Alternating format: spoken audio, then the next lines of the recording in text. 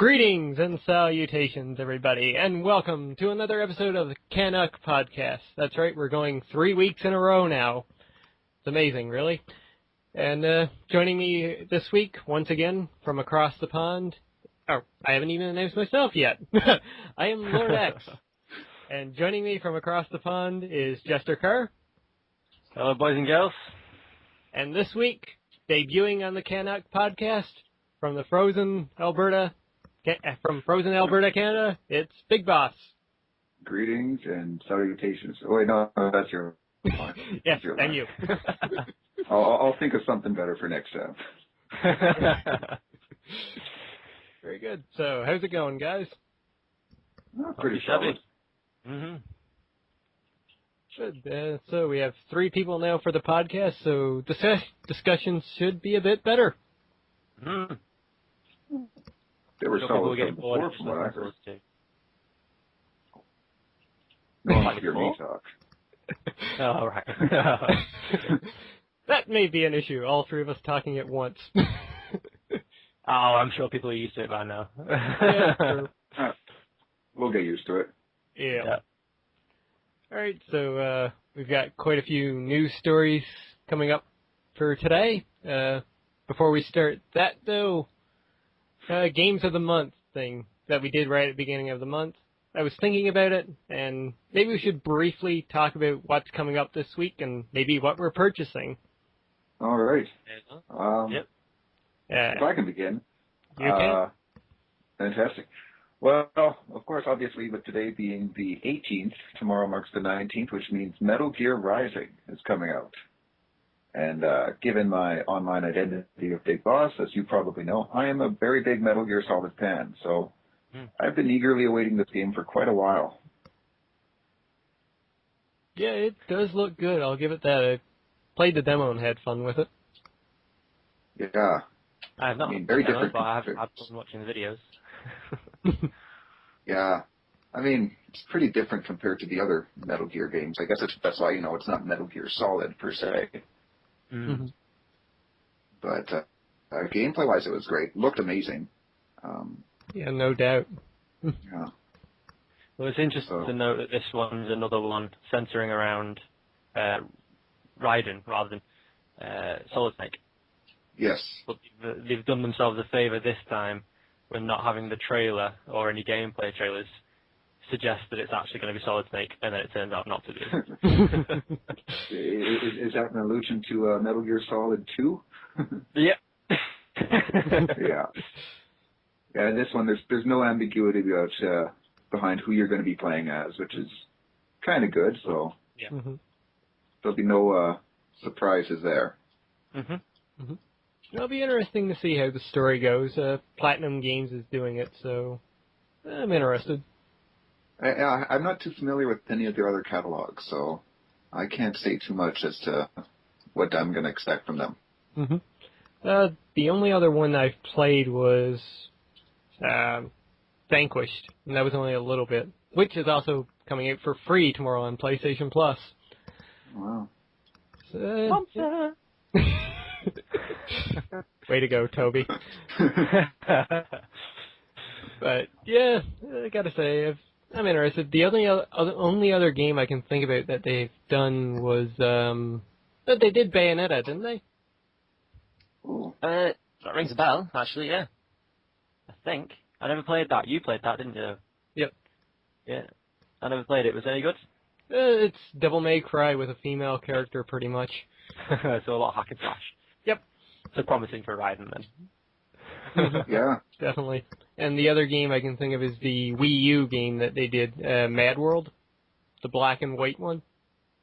Okay. Not familiar with that one. Yeah, Okay. no. Alright, so other releases this week is Crisis 3, which is looking pretty good. It is looking very good. I'm quite intrigued. We've discussed this on previous podcasts, how it might make our computers cry tears of blood. But I'm still, after seeing what I've seen of the betas and stuff, I'm still pretty interested. Yeah, it looks cool. I never played the second one, as I mentioned X prior to you getting online, Jester, was I downloaded the demo for the multiplayer demo for it, and it would never be connected, so I never got to see what the whole gameplay was about, but I'd heard great things about it, so... Well, if you wanted to get a good sense of it, you could check out two channels on YouTube, Sea Nanas and Captain Sparkles. They've got some LPs of the multiplayer online that make it look fantastic. Okay, yeah, I saw the trailers for it and it looked pretty sweet, so... Yeah, no, this one, if it's anything like the second, from what I've heard at least, it'll be a stand-up game. Yeah. Indeed. All right, and speaking of standout games, it's time to get into our news stories for this week. We've got 4 top news stories again, all of which are very much intriguing. The first of which is that a new Batman Arkham game is coming this year. But the big thing to note about this one is that it's not being done by Rocksteady. Oh, that's interesting. Who is, do we know who's actually doing it then? I don't think they've come out and said that yet. It might have been in the article, but I can't remember now. Okay. Well, I enjoyed Arkham Asylum. Like, it was fun, but I never finished it. I couldn't really get into it, to be perfectly honest. But I picked up Arkham City when it was on sale on Boxing Day or something like that, and I couldn't put it down. So, sure, it's a different developer, but if this one, progresses and takes it another step further, then I'm very much looking forward to it. Yeah. Solid logic, yeah. The same here. I mean, like you said, Arkham City was just one of those games you just couldn't stop playing when you started it. Yeah. I'm interested to see where they'd take the story to next, though. I mean, Arkham City did have a lot of loose ends at the end of it. It did. They suggested it was going to be Scarecrow, didn't they? Again. Yeah, I think that was one of them. They had an Easter egg thing in there with Scarecrow. You also had, what's his name? The British Batman, pretty much. Azuriel? Oh, Azariel. Azariel, yes. The air quotes, because you can't see them, Angel. Yeah. With him warning, with him warning Batman about a coming threat Calamity, to Gotham. I think, with the word was, I think he used. Yeah, exactly, Calamity. Coming to Gotham. What was the other ones? You also had Hush appearing, but getting away. Of course. God, it's been a while since I played this game. I'm remembering all these now. Yeah. I'm kind of curious. Go ahead, Jester. I was very impressed with the way they handled Hush. Now I've been reminded I would actually very much like to see him being the main villain, maybe. Yeah. I'm just curious as to where they're going to take it. Like, the move from Arkham Asylum to now the full-on Arkham City. Are they going to go for another, world still, possibly even more open-ended, like Gotham City? That's the only thing they can do next, really. Yeah. I mean, there was also the rumor, too, quite a while ago, that they were going to make a Silver Age Batman one, which would be a prequel to Arkham City, so maybe that's what we're getting here, or maybe Rocksteady's working on that one, and new developers working on this new Arkham game? Maybe. Well, then they'd be making a mistake if they weren't going bigger and better once more in terms of quantity, the breadth of the world that you can explore. So it'd be interesting to see which way to go. But having said that, they could be going for quality over quantity, especially with it being a different developer. Could end up seeing something a bit more linear, perhaps. Maybe something more story-driven. Yeah, like Arkham Asylum. Well, we do have, the next-gen consoles coming along this fall, so needless to say, we could have a massively open world for a Batman game. Very true. It'd be quite an ambitious undertaking for, something that's being done so soon in a console's life. Yeah. Right, then, well, I guess that covers it for our first little story here. Jester, take it away with the next one. Our second story, something I discovered on Mission in the UK. There are a pair of brothers that have their own little production company. They do videos and short films and all that kind of thing, called CanUK Productions, based in Hertfordshire, here in England. And they have developed, or have made, a live-action, but fan-made, so the budget is limited, Saiyan Saga film. And when I say Saiyan Saga, I'm of course meaning Dragon Ball Z, or Z, depending on where you're from. Now this is I've seen the trailer. If you haven't seen the trailer, there's going to be a link for you. And it does look, for having the budget it had, it does look quite good. It's following straight from the beginning of the Saiyan Saga, or straight through to the end through Raditz, Snapper, Vegeta, all that. And it looks solid. It does look very solid. Yeah, I didn't click the link that X sent me, but assuming we're talking about the same trailer, I believe we are. Yeah, it looks excellent. And as you mentioned, I mean, yeah, given a limited budget, but for something fan-made, it looks absolutely fantastic. Exactly, yeah. And it's been uncanny how they've managed to get people to play the characters who actually look somewhat like the characters. Yes. I mean, it's definitely, for something fan-made, it looks way better than Dragon Ball Evolution, was it? Yeah. Oh, yeah. Yeah. I don't know if I'm supposed to bring that up or not, but bad memories there. More like painful memories. I'm managing. Yeah. If anybody wants to check that out, we'll have the link up for you as well. But it's KNKProductions.co.uk is their own website, but you'll find the trailer very readily on youtube.com/8K Productions. Okay. Yeah, a lot of those fan-made projects recently have been just outstanding. Mm-hmm. Yeah. Did either of you see the Sonic fan film that was made not too long ago? I have not, actually. It was surprisingly good. I was surprised at the direction he went with it, because when he started out, we were going to go like a bit more realistically. Yeah, well, I mean that's how realistic can you get with the blue hedgehog that talks? But I was expecting them to be going like maybe they were just going to have a kid with blue spiky hair or something. But I was very happy that they ended up going with a pretty much solid like for like Sonic, essentially. I was quite impressed. They even got the original guy who voiced Sonic to actually do the voice there in the fan film. Wow. He's done a lot of stuff as well. It was good. It was good of them for them to have. It was impressive for them to have gotten him involved. And the only other fan film that comes to mind at the moment is the Mega Man one that came out last year, I think it was, which was actually really well done as well. Oh, I've not seen that one. No, I haven't seen that either. It's kind of cheesy, but it was good. Yeah. Back to the original story. It's also noting that KNK Productions, they're also planning, based on the predicted success of the Saiyan Saga movie they're doing, they're actually in process of starting on the Frieza Saga to follow it as well, which would be incredible. That would be interesting. Yeah. Yeah, I would definitely like to see that. Yep. Yeah. Me too. All right, so that does it for that one. Big Boss, you've got our next story on hand.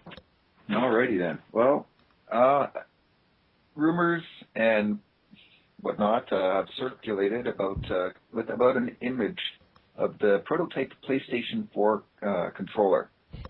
Now, last I've heard, these were only rumors, and Sony hadn't confirmed any of this yet.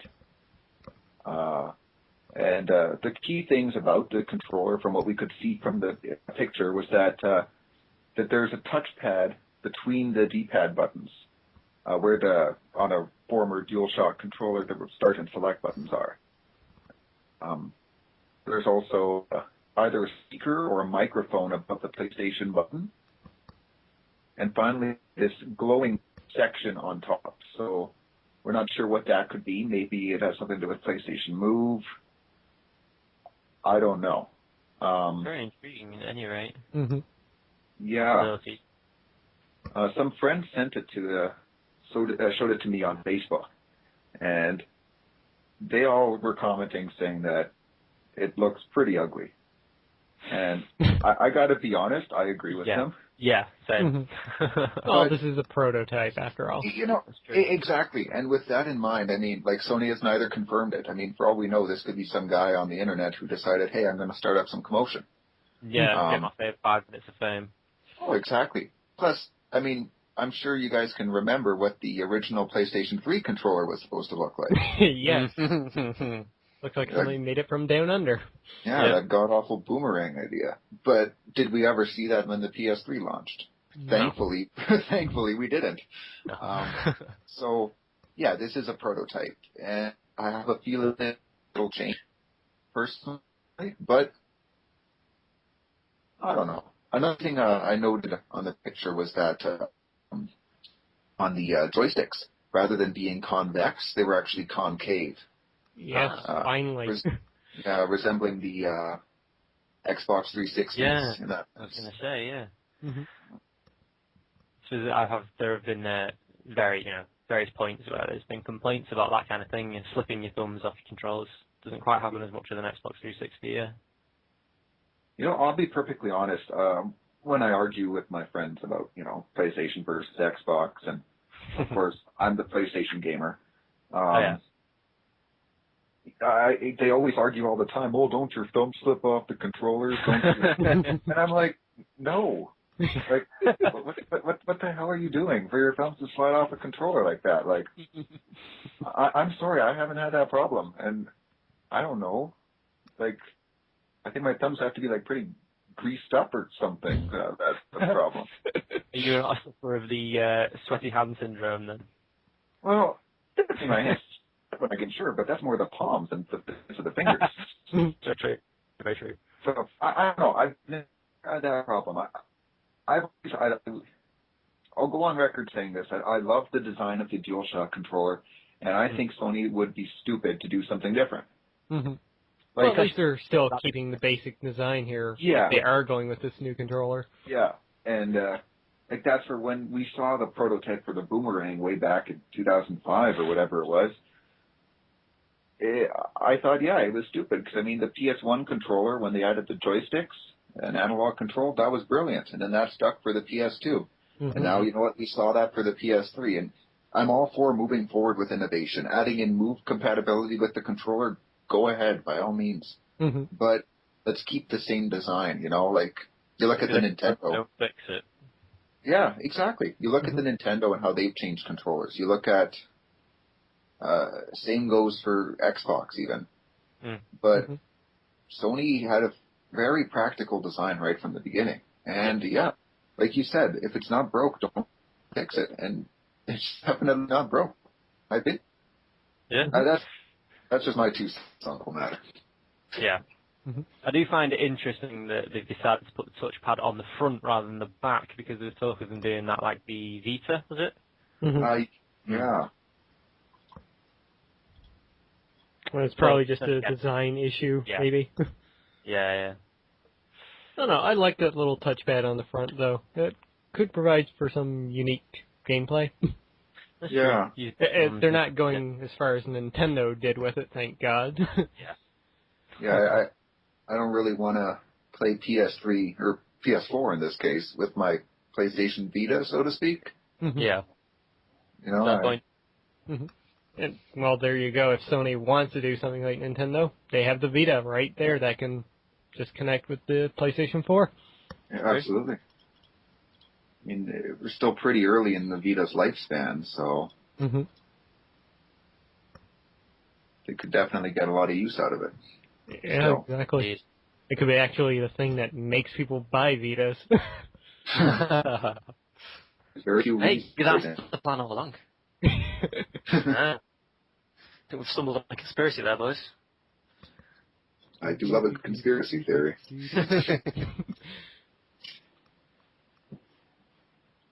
Hopefully we get to see a bit more on Wednesday, confirmation-wise.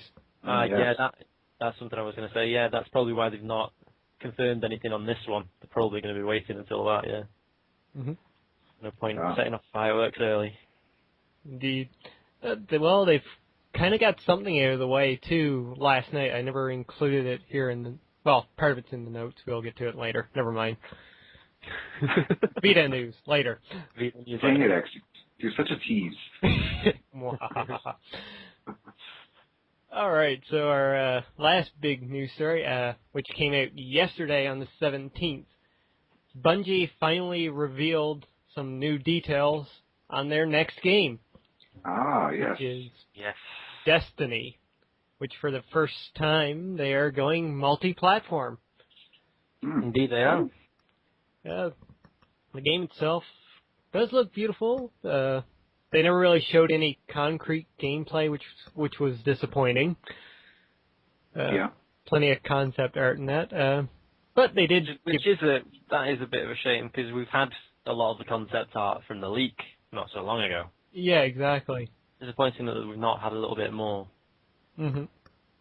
But they did give details on what the game actually is. It's a first-person shared world shooter, which is pretty much a fancy word for a first-person MMO. Yep. But they're apparently offering a lot of character customization, I've heard as well. Mm-hmm. And the best thing that I saw about this was no subscription fees. That'll be nice. Mm-hmm. However, it does require a constant internet connection to play. Yeah. Well, that only makes sense. Yeah. Yeah. I mean, for what is we can assume to be an MMO, kind of hard to, have the open MMO with EA Online. Yeah. Logic dictates. But is the terminology there that suggesting that it's useless if played offline? Is there no single player capability? There is no single player capability from what they've said. Even with the massive advancement in the online gaming community, that could still be a drawback for a lot of people. Mm-hmm. When you look, the other game I can think of that did that is Diablo 3. Yeah. I mean, sure, you got all your MMOs that are online. I mean, those make sense, like Warcraft or whatever else. But Diablo, I mean, I always played Diablo 2 on my own, other than, occasionally when I'd go online with friends. Mm-hmm. And so now it's kind of frustrating, I guess. Like, I mean, I never had a problem with this when I picked up Diablo 3, but I can imagine some people who just want to play the game on their own. Mm-hmm. It would get frustrating that you have to be online to play it. Yeah, so, especially if you have maybe a crappy internet connection or you're having internet issues or whatever.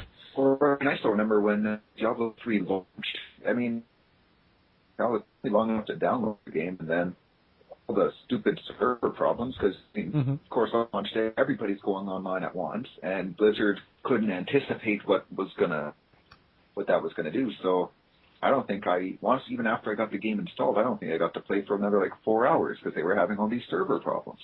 Wow. Oof. Wow. Yeah. So it wasn't Blizzard's best moment, to say the least. Mm-hmm. And that could kind of raise some concerns for Bungie as well. I mean, quite possibly, yeah. Yeah. Mm-hmm. Going with that little topic, one of the things that they pointed out, too, there's going to be no PC version of this. This is solely for consoles. I find it interesting that, given Bungie's, past loyalty to Microsoft, that they would exclude PCs but include, PS3.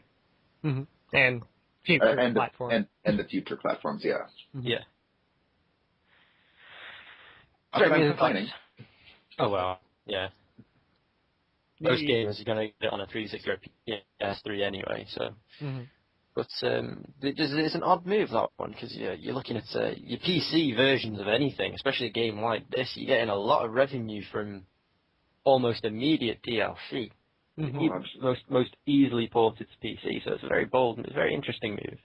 The only thing I can really think of for this decision is that they want to try and avoid PC hackers, maybe? Mods, maybe. Mods and hackers in general. Yeah. Yeah. but I don't know. It just seems like they're kind of completely negating an entire market by excluding PC. Yeah, especially like after this past year, which saw an amazing rise in PC gaming. Mm-hmm. Oh, absolutely. I mean, you look at the past, and PC gamers were all but a rarity. Mm-hmm. You know, whereas this last year really, catered to them and gave more and more people a reason to become PC gamers. Mm-hmm. Yeah, I mean, I can testify to that. PC Same here. at the minute, yeah. I do have a good, solid PC, which I almost exclusively use for Minecraft. I mean, I have games for it. I got Guild Wars. I got Diablo 3, as I mentioned earlier. I have The Witcher 2. And I just, for some reason, maybe it's because I've been a console gamer for so long, I'm not a big fan of playing gaming on a PC. To be Well, perfectly keep an eye honest. on that, boss. Keep an eye on that, boss. Minecraft. That's a gateway game. That. Oh, I know. It's well, hey, I survived World of Warcraft. I can survive this.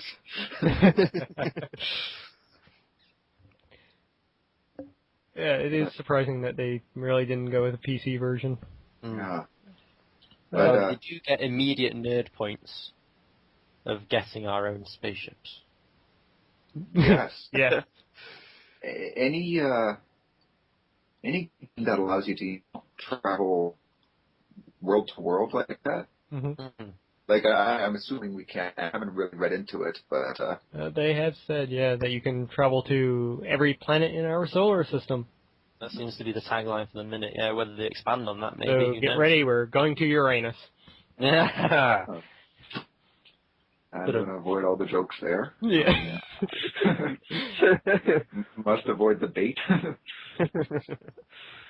But it definitely sounds interesting, and I mean, given Bungie's track record as well. Mm-hmm. Mm. Yeah. One question I have about that, I know next to nothing about the game, truthfully.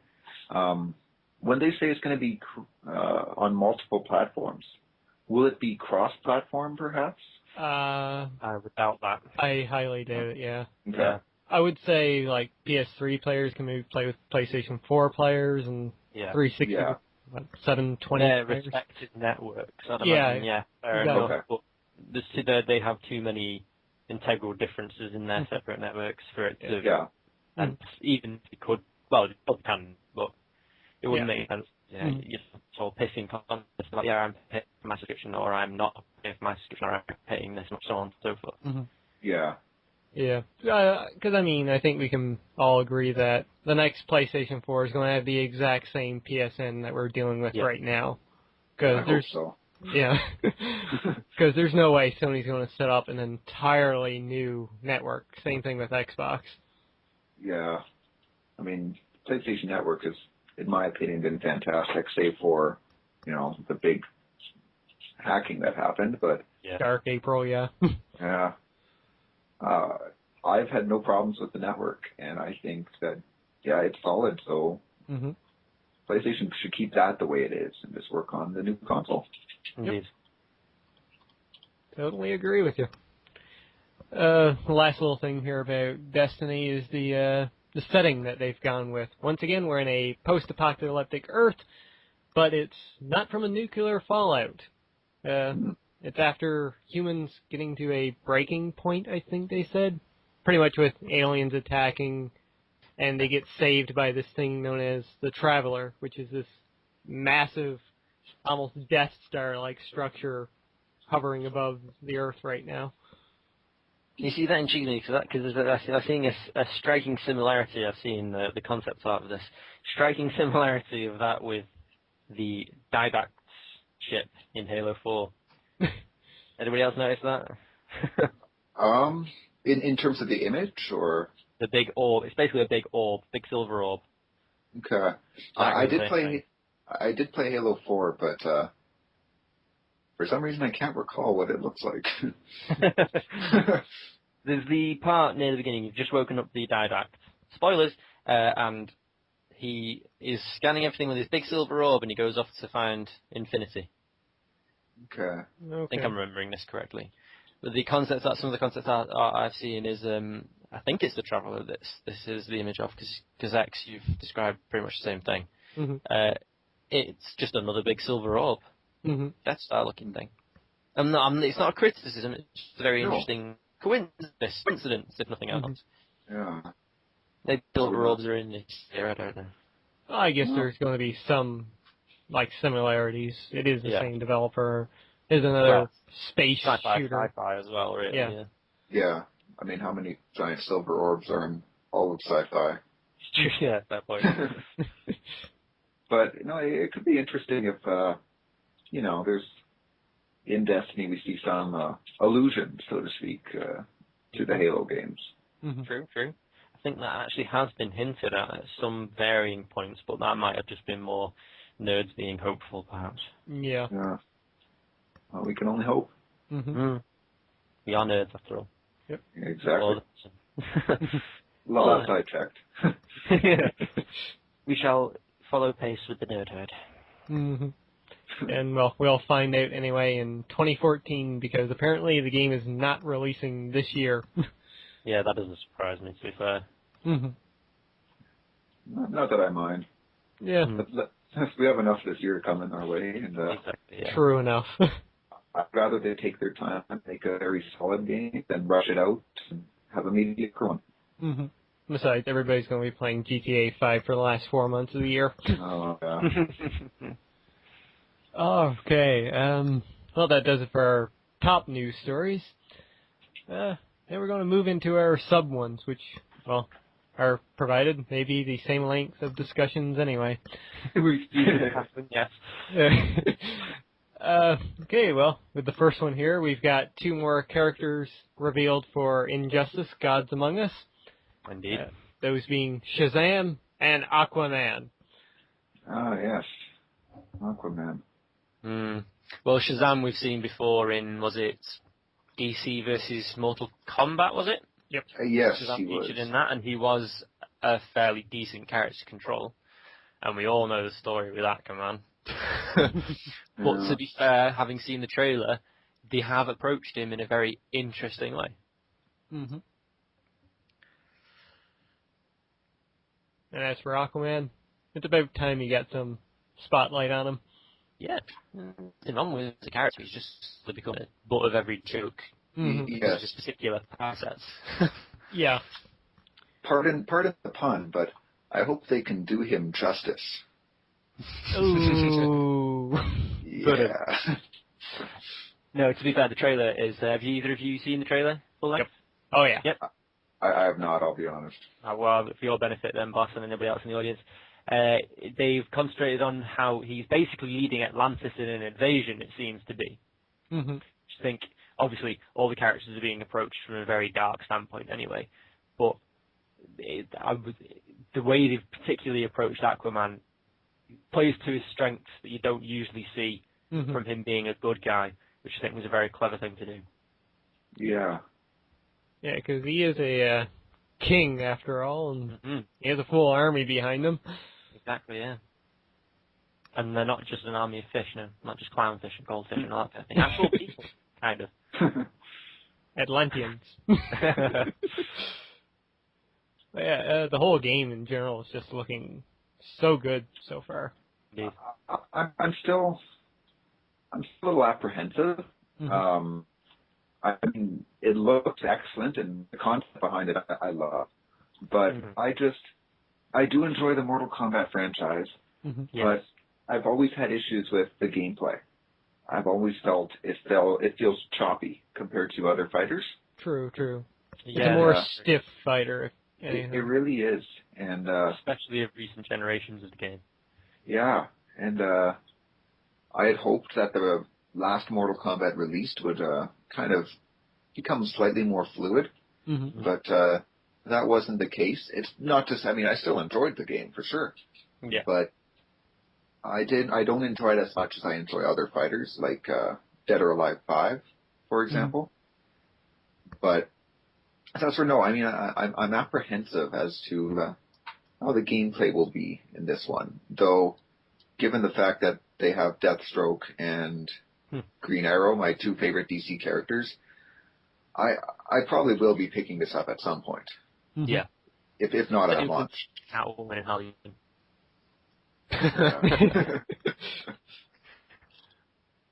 Yeah. Actually, no, we'll be getting that game because of Harley. That's how I'm actually being honest there. Yeah. I hope they reveal a few more characters for it, though the roster is looking great so far. Yeah. I'd really like to see Lobo getting included into it. No, I have looked over the roster, and it looks very solid. Mm-hmm.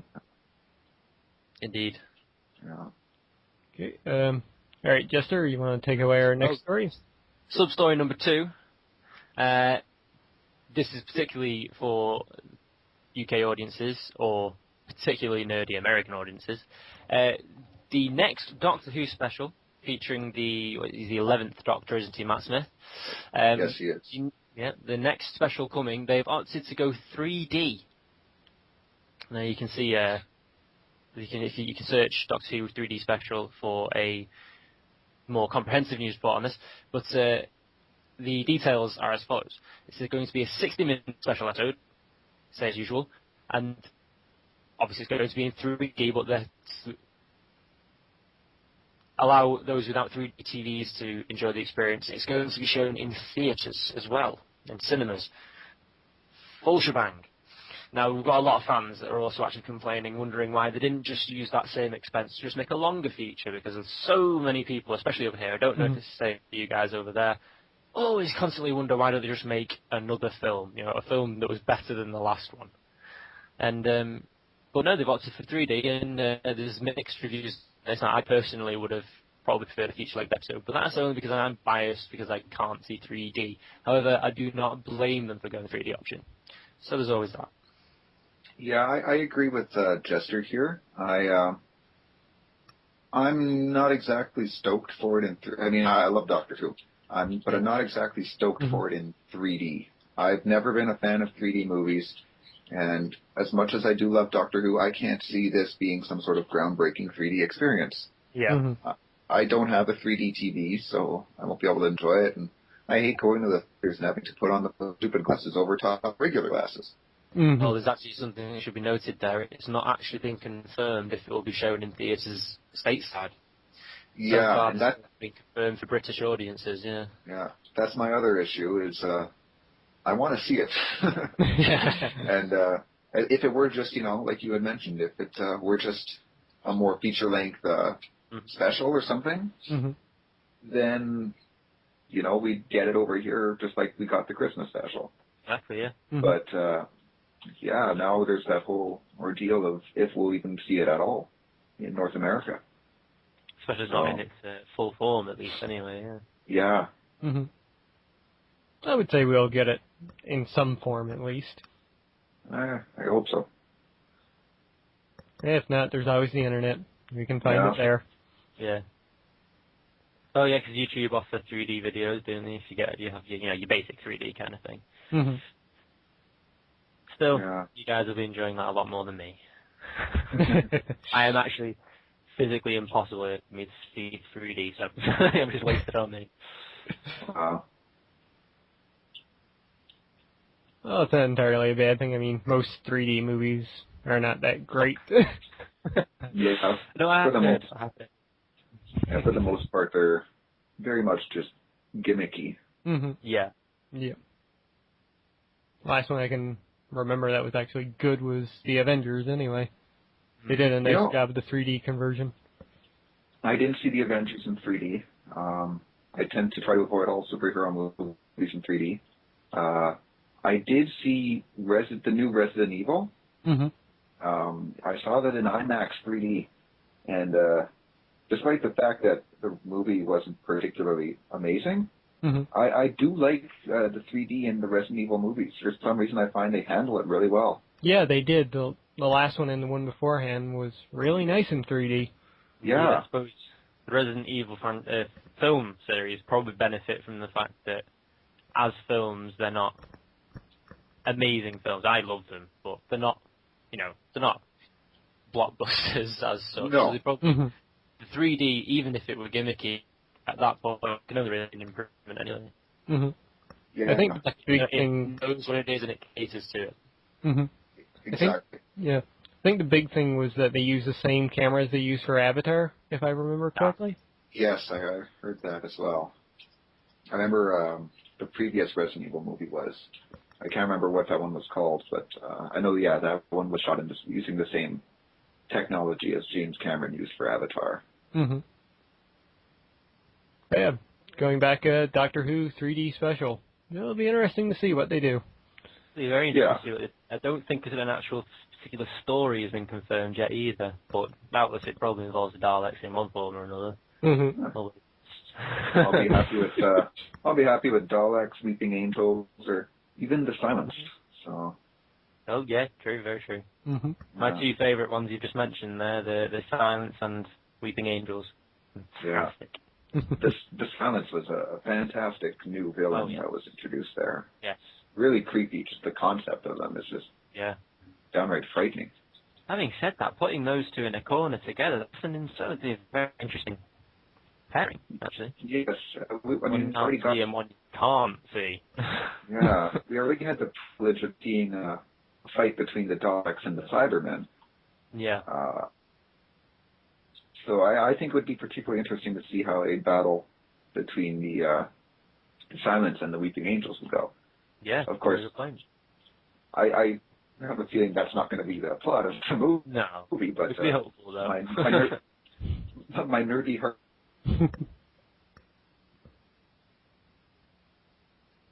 Can only hope. Okay, our next story here, Big Boss, you want to start us off with this one? Okay, well, Square Enix registers what could possibly be online domain for Legacy of Kain. Now, there's a series of games I haven't heard of in a long time. Mm-hmm. Yeah. It's been at least, 10 years? Must be, yeah. Yeah, last one was on the PS2? I think it was very early in PS2's life, but yeah.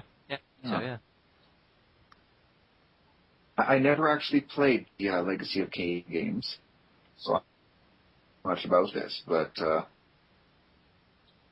Mm-hmm. I'm curious. Mm-hmm.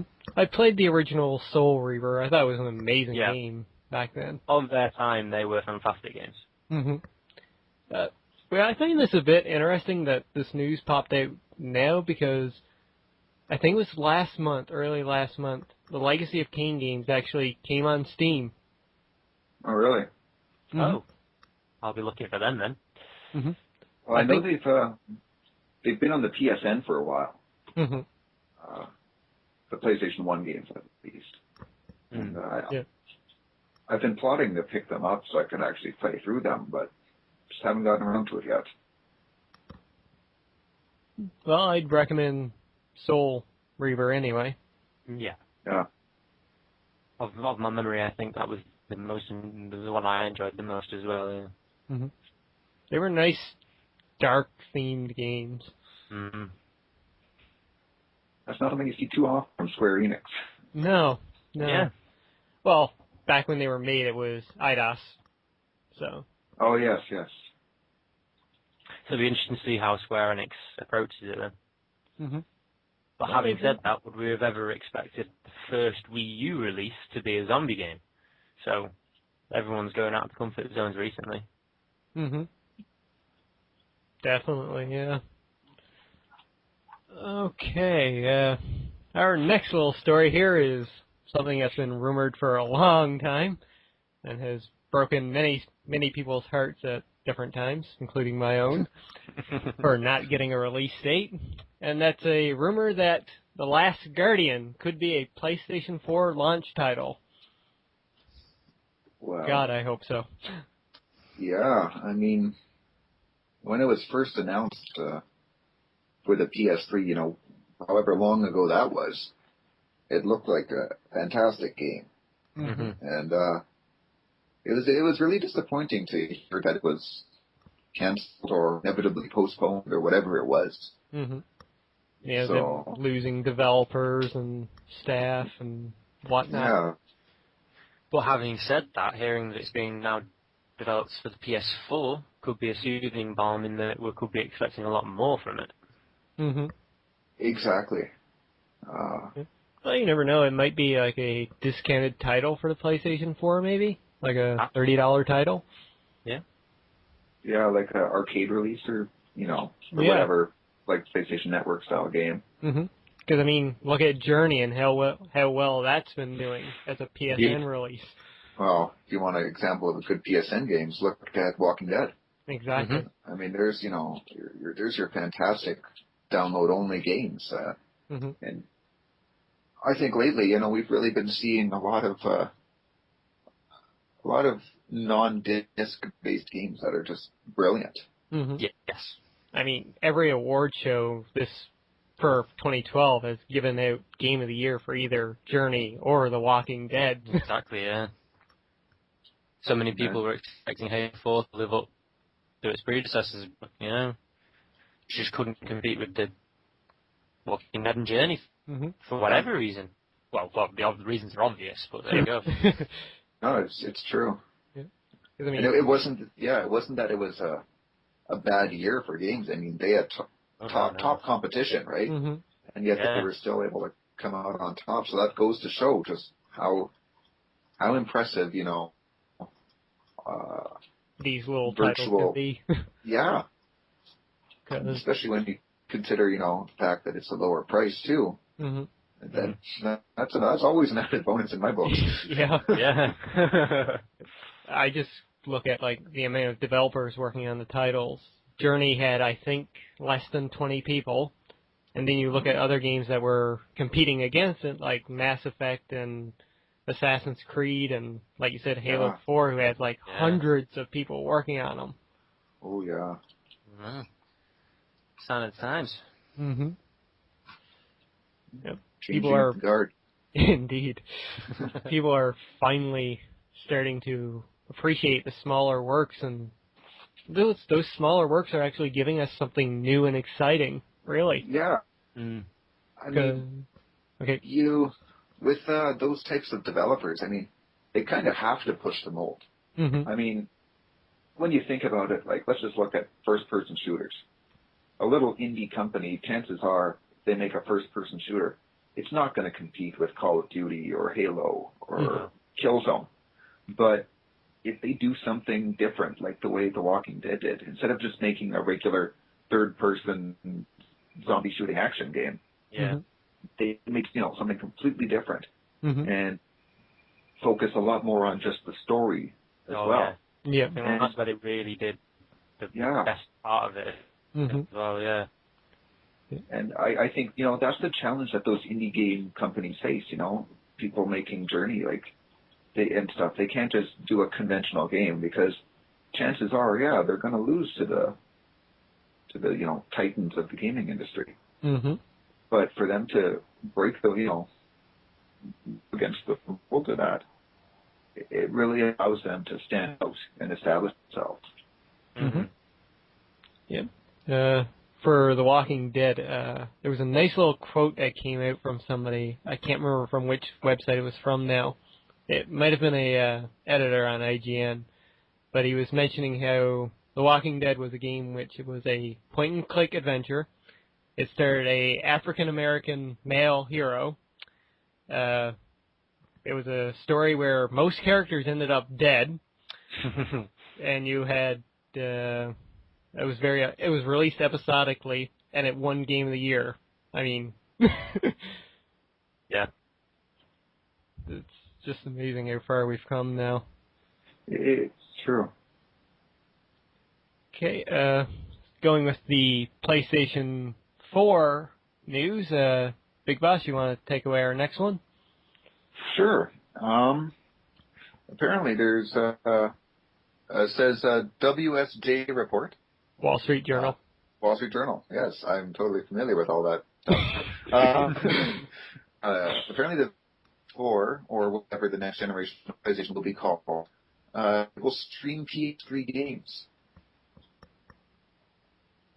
So, It's a very intriguing possibility because I remember not too long back, could have only been 2 weeks ago, I was reading an article where they were discussing whether it was going to just be back playable anyway. yeah. Well, there's been a lot of talk about that, where they purchased that streaming company Gaikai, True. using their streaming methods as a way to make the system backwards compatible in that way. Because I think they so these two things meld. Ah, okay. But yeah, they were saying stuff like, even if you have the PlayStation 3 disc, you can put that in and somehow the streaming service actually reads it and does it backwards compatible that way. Well, that's good, given, when the PS3 first launched, it enjoyed full backwards compatibility, but with the later models, that kind of fell by the wayside. So now we're kind of stuck hoping for, whether it be HD collections and HD makes of games, or really them to re-release the PlayStation 2 classics on the store. But even then, it's kind of frustrating because now I have to buy the game all over again, which I already know. Yeah. So no, this is definitely an interesting way to, maintain your backwards compatibility with, not having to invest in a thing that'll read the previous generation of discs as well. It's an interesting approach to the whole thing, yeah. Well, if they can make it happen, I say go for it. Well, yeah. It's only an advantage in any case, yeah.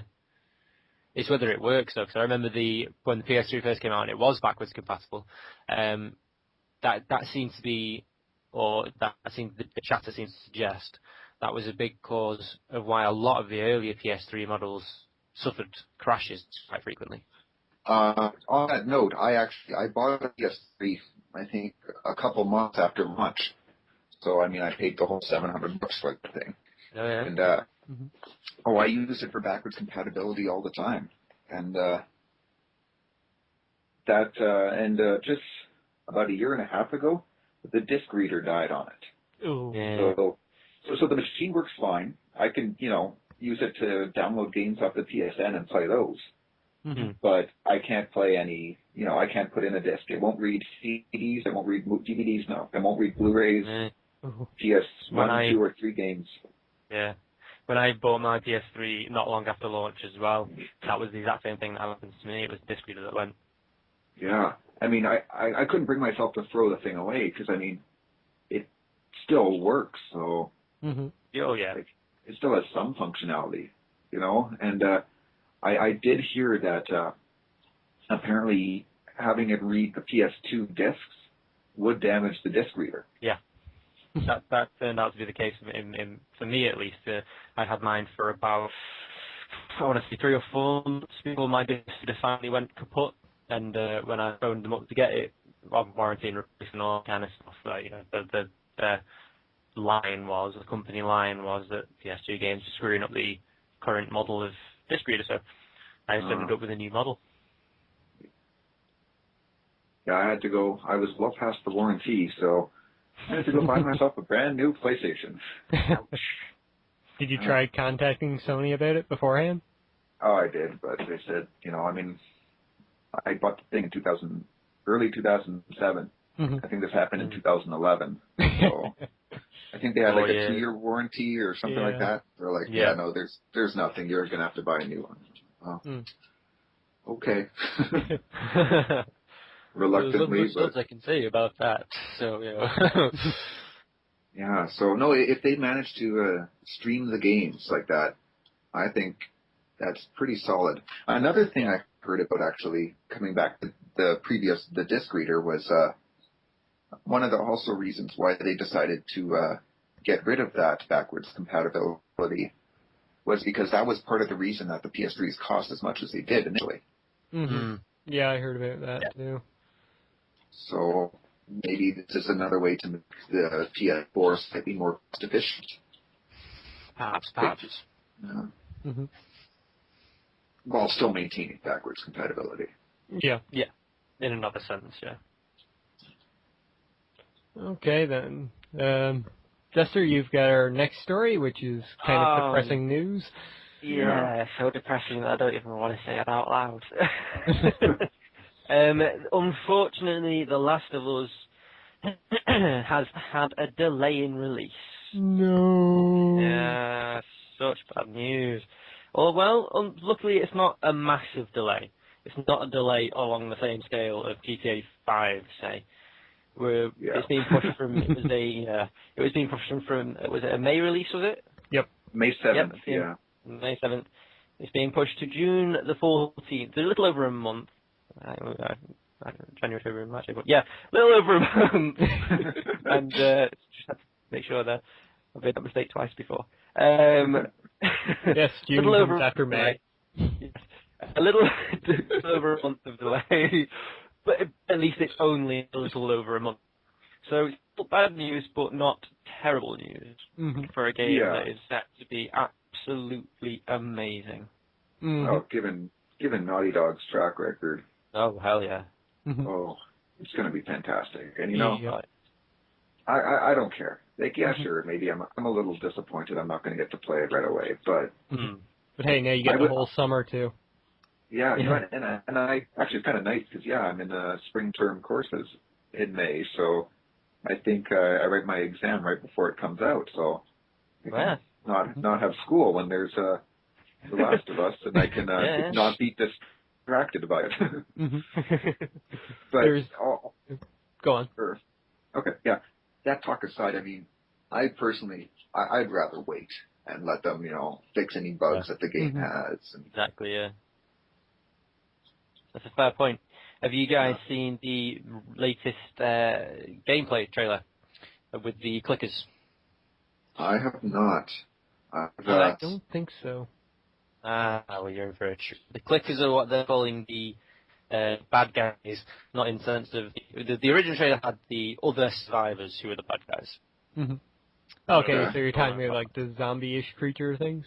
Yeah, the clickers are going to be this zombie, is the name being used for this zombie creature, which now we know they go blind because of what is basically a fungus grows out of their brain, out of their skull, pops out of the skull, they go blind.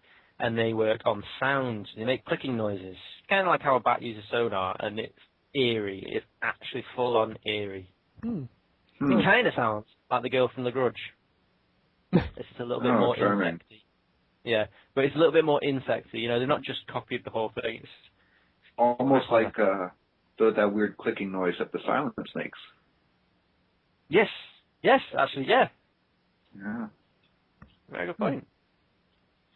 Had to bring back Doctor Who.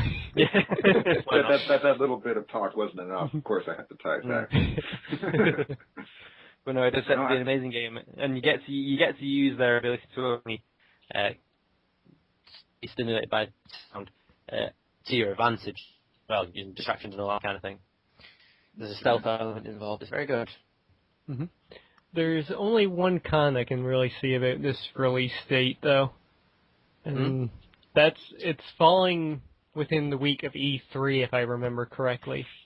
Yes, actually, yeah. And this is mentioned, yeah. And last year, that did not go over well for Infamous. No, it did not.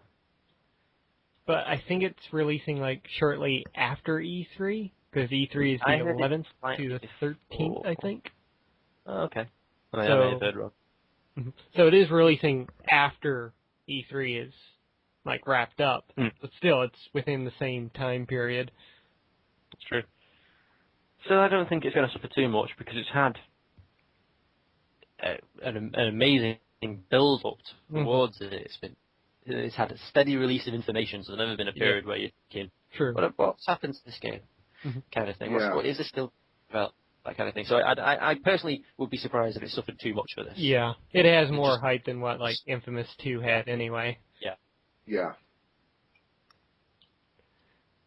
Okay, so moving on here, this will be a little quick one, but the WWE game license from THQ has finally been taken, and it's being purchased by Take-Two Entertainment.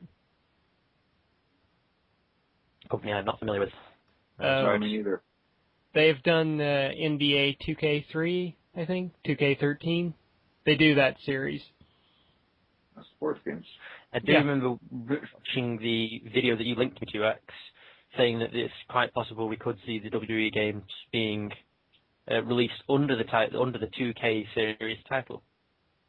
Mm-hmm.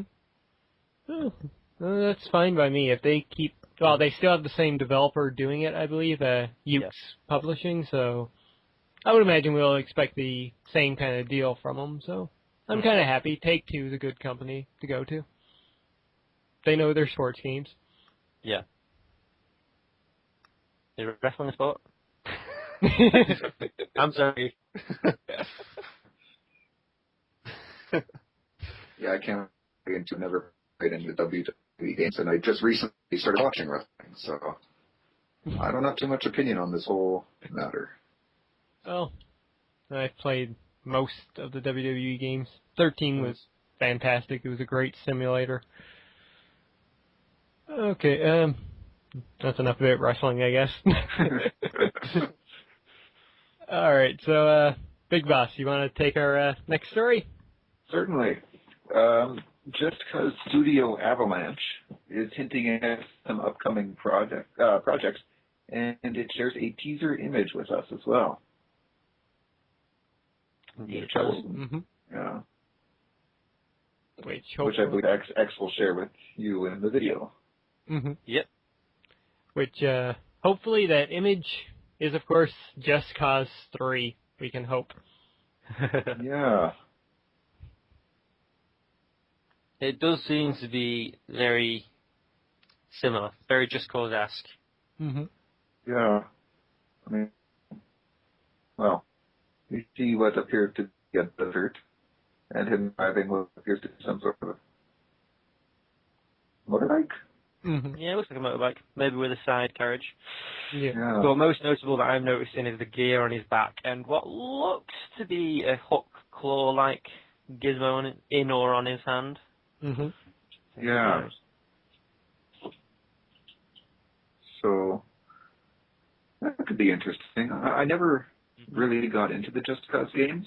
Oh, you need to go back and play 2, man. 2 was very good, but there came a point where I thought there was just too much to do. That's how I felt about it. Even the demo felt like there was too much to do in that. Still gave it a good go, but yeah. Oh yeah, like I still enjoyed the demo, and I just decided it wasn't a game for me. But for people who love those type of open world games like that, I think a Just Cause 3 would be fantastic. And I mean, the games have been successful.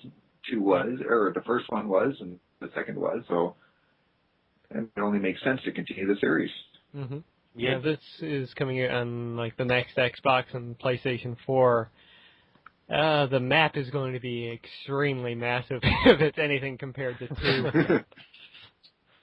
Well, we might find that they learn from that, perhaps. Maybe not make it quite as big. Nonsense. I found that quite annoying at times. I found the size of that map so annoying on occasion.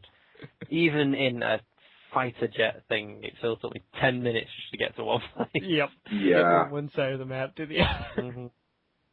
Well, I mean, we even saw, like back on the PS2, I mean, the scale of the map for Grand Theft Auto San Andreas was just huge, like too big. To then that's where, I mean, we saw Grand Theft Auto 4's Liberty City cut that back a bit and create a slightly more city with less filler, so to speak. Mm-hmm. So, but they were getting 5, which is going back to that San Andreas map. Yeah. And I mean, so, even though it's going on to a new system which can push your map, we saw, with that, just because they went onto a new system didn't mean they had to make an even bigger one. So maybe, bigger isn't always better. So perhaps they won't make it as huge as they could make it. It depends, yeah. Well, if it does turn out to be a desert, they've got the potential to make it quite big and empty. Yeah. For that matter. I mean, just look at Red Dead Redemption. Another case of where, yeah, fair enough, the world is massive and beautiful, but for the most part, empty. Yeah. Annoyingly empty. Indeed. All right. Jester, you've got our first batch of movie news for this week. Indeed I do, and I'm so glad I do. Because this involves two things I am very, very interested in. First off, obviously, is Guardians of the Galaxy. So see, me and I before, this is something we are both immensely looking forward to. And I'm particularly pleased that it's beginning filming or shooting in the UK as well, so that's just that's just me rubbing it in. But the big news is we have a possibly confirmed casting of Jason Momoa of Conan reboot fame and also Stargate Atlantis fame, in which he was amazing. And It Game will of be Thrones. playing. Oh, and Game of Thrones, of course. Yeah, sorry. Who was he in Game of Thrones? Khal Drogo. Mm-hmm. Oh, Khal Drogo. Ah. Sorry. Well, carry on, Jester. No, it's fine. Every little helps. Every piece of information we can give him. He has apparently been confirmed as, or possibly confirmed as, he's definitely read for it, and he seems to be the favoured choice at the very least at this point. He will be playing Drax the Destroyer. And I personally just feel, even on the back of his role as Conan, mixed reviews, but I thought it was it could be very impressive. Could be very good casting. He definitely has to look for it. Have to shave his head though. Yeah. So Draki never shaved their braids. That means you have to lose in combat first. Wow, I don't know how they're going to approach that one. But anyway, yeah, he's playing. He may decide to go with a not quite like for like appearance. You never know. Maybe there's we'll have a CG to remove the hair. Or CG to remove it. Yeah, good point. Would that bother his? Oh, I don't know. I don't know if that bothers the culture or anything like that. But if the likeness of, maybe it's still a problem, but maybe not. But we could also just as easily see a Drax that happens to have hair. Weirder things have happened. Yeah. It's a good choice. I mean, some of their other casting choices there were kind of not so good looking. Anybody in particular you're actually pointing out there, X? Dave Bautista. Yeah. Oh, God. But on this news as well, I mean, we've also heard that Chris Pratt is in talks to be taking the role of Star-Lord as well. Which, again, some might find that very unusual. He's got a history of being more a comedic actor, and for that matter, also being more of a support actor, until recently, at least, anyway. But having seen the roles he has done recently, he has done some serious roles, but he still has his own particular brand of humour. I think that's also a very good casting for Star-Lord. Yeah, exactly. And it fits in tone, too, with the Marvel movies. Exactly, yeah. Yeah. Because, I mean... Marvel movies... Go on, Big Ross. Yeah, the Marvel movies, they've always had a bit of humor to them. For the most part. Yeah. Oh, hell, even the Punisher had humor to it, so... yeah, so, I mean, it makes sense to have a character who can deliver some comic relief. Yeah. Well, Star-Lord's famous for that kind of role, anyway. Yeah. And Marvel's good at taking, like you said, Jester, kind of unknown actors a little bit, and ones that are usually in side roles, and putting them into the main role. Look at Chris Evans. Yeah. Uh, I mean, I think Fantastic Four was actually one of the first things the earliest things I could really recognise him off the top of my head from. I mean, I know he has been in other things before that I am aware of now, but asked me that maybe a year ago, I would have only been able to say, wasn't he the guy that was first ever film was Fantastic Four? Obviously, I'd be wrong, but there you go. Yeah. Yeah, he was in one of his first films I can think of is Not Another Teen Movie. Yeah. Oh. Yeah. Sure, he's so proud of that. Hey, why not? It was a funny film. Yeah. It was funny in the day. It was funny in the day, yeah. When we were teens. Yes. Yeah.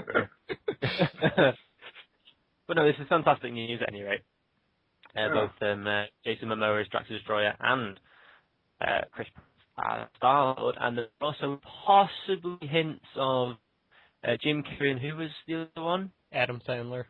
That's the one, Adam Sandler, potentially taking on the roles of Rocket Raccoon and Groot. And I think at the minute these are only rumours, possibly bred from just here. That's the same thing with the guy who plays Merle on The Walking Dead, playing Rocket as well. Yeah. Because I wouldn't mind that. I mean, I'd be interested to see the actor that plays Merle doing a British accent, because I always imagine Rocket Raccoon as having a British accent. But, you know, it depends. If it does turn out to be Adam Sandler and Jim Carrey, I'm of mixed opinions, but if it was Adam Sandler being Groot, at least it'd be, you know, relegated to just saying, I am Groot. Exactly. That's fine. Adam Sandler putting on his daft voice, he can do that all day long, I don't care. Jim Carrey. Okay. Yeah, Jim can do some good voices. Maybe not even recognize him, so who knows. And besides, we're already getting him in a Marvel film this year. True. What's the character's name? Colonel Stars? Yep. Yep. In Kick-Ass 2. Going back to Jason Momoa again, he's not the only Game of Thrones actor that was recently, well, he's rumored to be casted, but one actually did get casted in a Marvel film recently. Yes. I nearly forgot about this. Indeed, take it away, X. I just remember that too. The guy who plays Tyrone Lannister. Tyrion Lannister. Peter Tyrion, Dinklage. yes, thank you. Tyrion has been casted in the new X-Men film, which I know Jester is in love with. Oh. There's been a love-hate relationship. There's been several different rumors who he's going to play. Some are saying that he's going to play Puck of Alpha Flight fame, and there's others saying that he might be playing the villain in the movie. Possibly. There have also others been saying that he might play Storm, but I think that was Come on, that's awesome. Halle Berry has not confirmed coming back to the role, so you never know. Personally, I'd like to see him in a villain role. I mean, like Tyrion Lannister, his character on Game of Thrones, he's so ambiguous. At times, he is pretty villainous, but at times he's downright good. Yeah. And but he has the guy who plays him, Peter Dinklage. He seems like he'd be a fantastic villain. You know, he's really he's great at those scheming characters. Yep.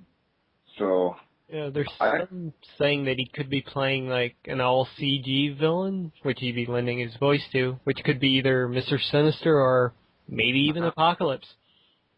I can see him doing Sinister's voice quite easily, yeah. All right, so moving on to our next batch of... Actually, sorry to interrupt, but I've just been looking up some info for Peter Dinklage in the back. Sorry to interrupt. No worries. There's an article on, what's it called? uprox.com, Gamma Squad. Not a website I'm particularly familiar with, so I don't know how reliable they are, but there's a possibility he could actually be Bolivar Trask. Oh yeah, I heard that too. Which that one kind of makes me wonder, though. Well, given his, height. well, like you say, it could possibly be somewhat CGS. It depends on, True. How. If they can shrink Chris Evans, they can grow Peter Dinklage. Well, hey, Gimli. Well, I mean, look at Lord of the Rings. The guy who played Gimli, John Rhys Davies, he was the tallest member of the cast, standing at 6'4". Yeah. So Peter on a box. Yeah, right. they could make something work, I'm sure. Possibly, yeah. But it also depends. But I think that's quite a possible possibility, if that's not too redundant. Given that we know that the story is going to involve the Sentinels. Yeah, he could play a good villain as Peter Trask. As Task. Having said that, he could possibly be doing the voice of Master Mold. Is it Master Mold? Is that the name? Yeah. Yeah, Master Mold. He could be doing the voice of Master Mold. Who knows? That would be interesting to see how they would pull off that villain. Sentinels are one thing, but or Master Mold as well. Yeah. All right. Anyway, sorry, I interrupted you. No worries. That was the Jason Momoa story, everybody. So, moving on to a bit of other movie news, there's another rumor that has come out recently that Harrison Ford could be returning to Star Wars Episode 7 to play Han Solo again. Indeed. Yes. Which I'm personally fine with. Yeah. Another reason to see the movie. It brings into question how much longer after Episode 6 it actually takes place. Yeah.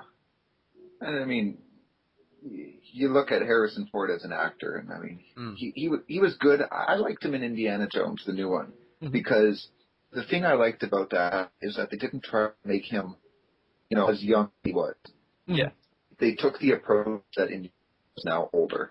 Yep. And so I kind of hope that if he does return for Episode 7, that they would have the sense to do the same thing with him, and rather than, trying to CG him or whatever and make him look younger, make him, make him an older Han Solo kind of thing. Which, I mean, that would have to set it, I don't know, probably a good amount of time after Episode 6, which would put us in the Legacy era, I believe it is, where we see, Cade Skywalker and Jaden Solo and all those guys. Oh, yeah. Which is that point. That would be good. I hadn't even considered that, Yeah. Which I certainly wouldn't complain about. I mean, that's the beauty of the Star Wars universe, is there's so many stories that they can use. Yeah. Yeah. So yeah, hopefully, I'd love to see what you just mentioned, Big Boss. That would be amazing. Yeah, so I'm curious, would he have, like, a spring role? Well, as big a role as Han Solo had before. Or maybe he'd kind of, play a more minor character, kind of underlying it. Yeah. Or maybe, like, a glorified cameo, maybe. Yeah. Maybe, Yeah, well, if it's anything like Hugh Jackman's cameo in X-Men First Class, I'd be thrilled with that, too. Yeah. But I hadn't mentioned this before because I only just remembered this. This was another thing I read a long time ago on IGN related to Star Wars, and what's his name? Samuel L. Jackson says that he wants to come back for Episode 7. Yeah, I heard this as well. Yeah. Well, he could play a ghost, I guess. Well, no, actually, a friend and I, we've always talked about this. And we think that Mace Windu has a certain amount of badassery to him. And we choose to believe that, no, he didn't die. I mean, when you think about it, he was thrown off a building on Coruscant. And given how tall Coruscant is, there's plenty of time to use the Force to catch a cab down or whatever, right? That's a fair point. And you think about this, is in the Clone Wars TV series, Darth Maul came back. True. Yeah. If Darth Maul can survive being cut in half and falling down some sort of ventilation shaft, I'm pretty sure, Mace Windu could survive with a single hand, given that he has his insane force abilities too. Yeah. So I don't know, I personally would like to see Samuel L. Jackson come back. We could possibly see him as, in air quotes, the new Yoda figure, perhaps. Weakened slightly by the loss of his hand and falling so far, but easily sage mentor, as it were. Mm-hmm. Yeah. That would be good. That would be good. I would enjoy that. Yeah, me too. Okay, then. Let's move on to our last news story here. And Big Boss, I think you want to take this one? Yeah, sure.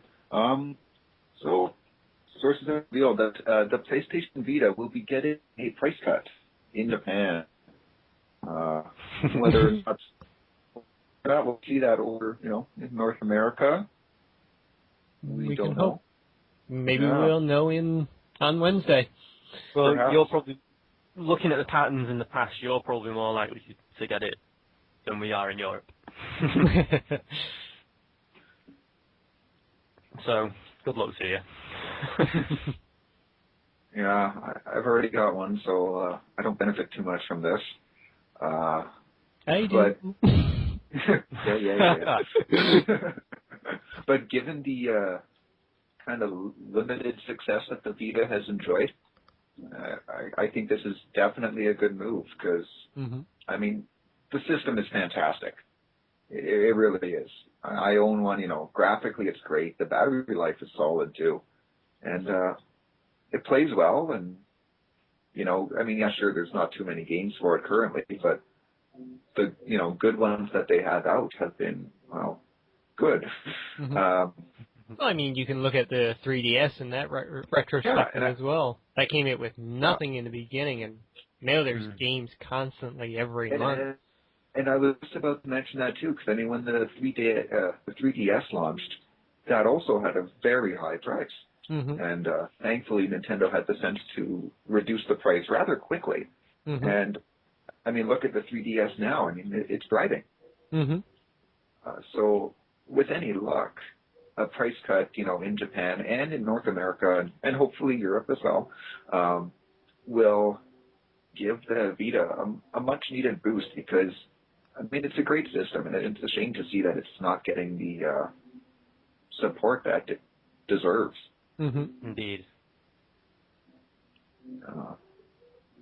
Yeah, hopefully they'll get something like Monster Hunter onto the system, which will help it out incredibly. Yeah. Get some more games for it. And speaking of games... Going back to... Oh, go ahead, Jester. No, you go ahead.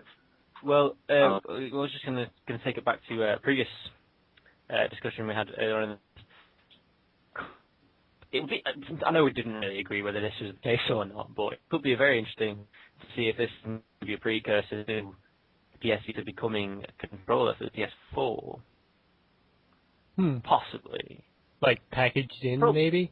Packaged in, possibly, if you know what I mean. Or maybe like like you can get a basic controller, but if you already have a PS Vita, and they're making it easier to do so if they bring the price down, you could obviously have the option of using the PS Vita as a controller, which I think you can, to an extent, already do. Am I right in saying?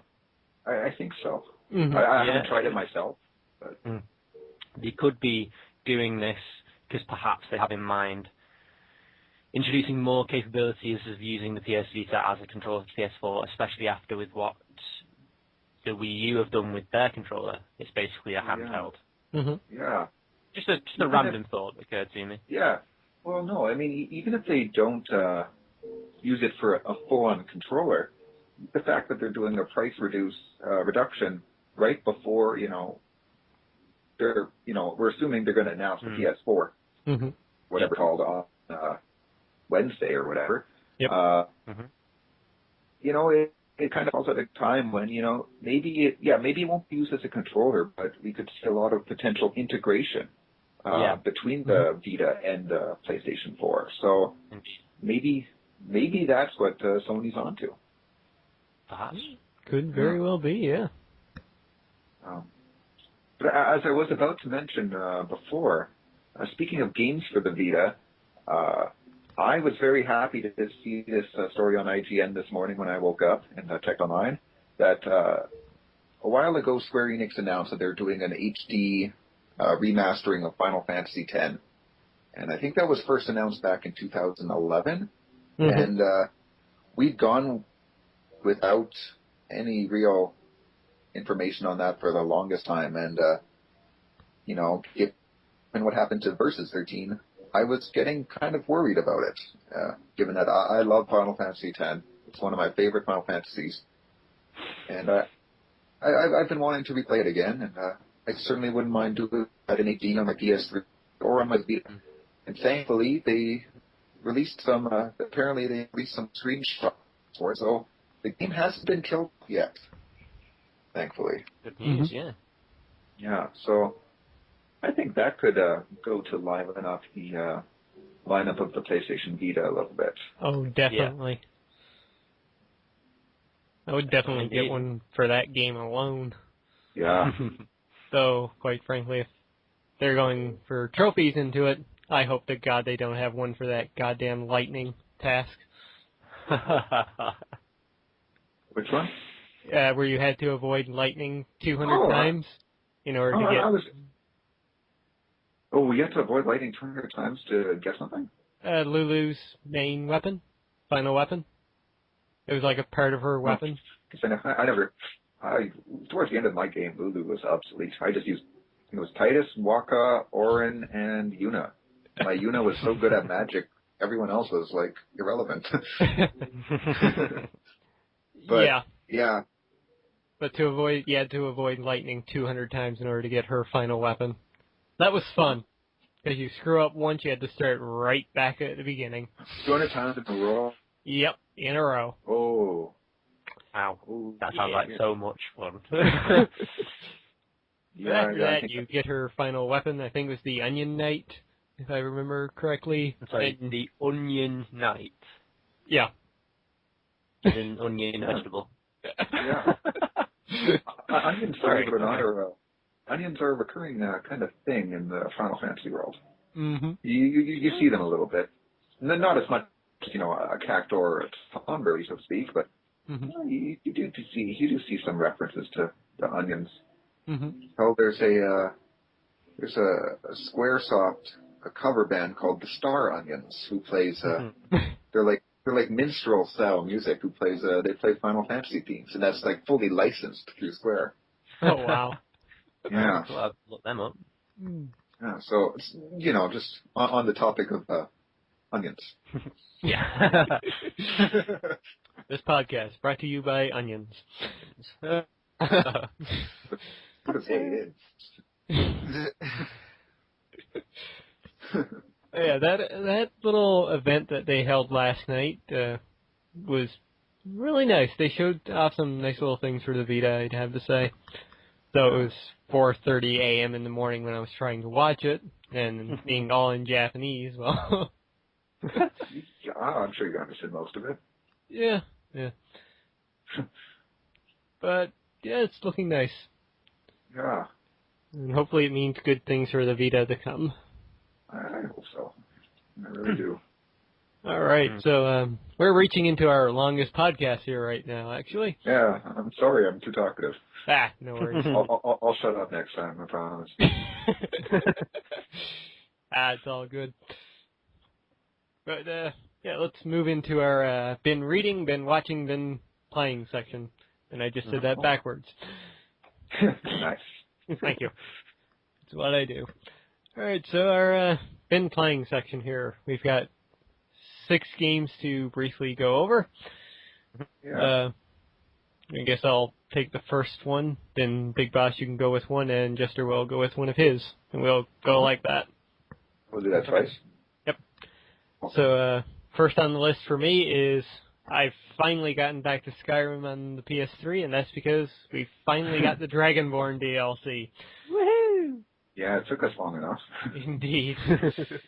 Sad part is we've got the newest one first, tomorrow, which is probably today when people are listening to this, getting Hearthfire, and then finally next week we're getting the first piece of DLC, Dawnguard.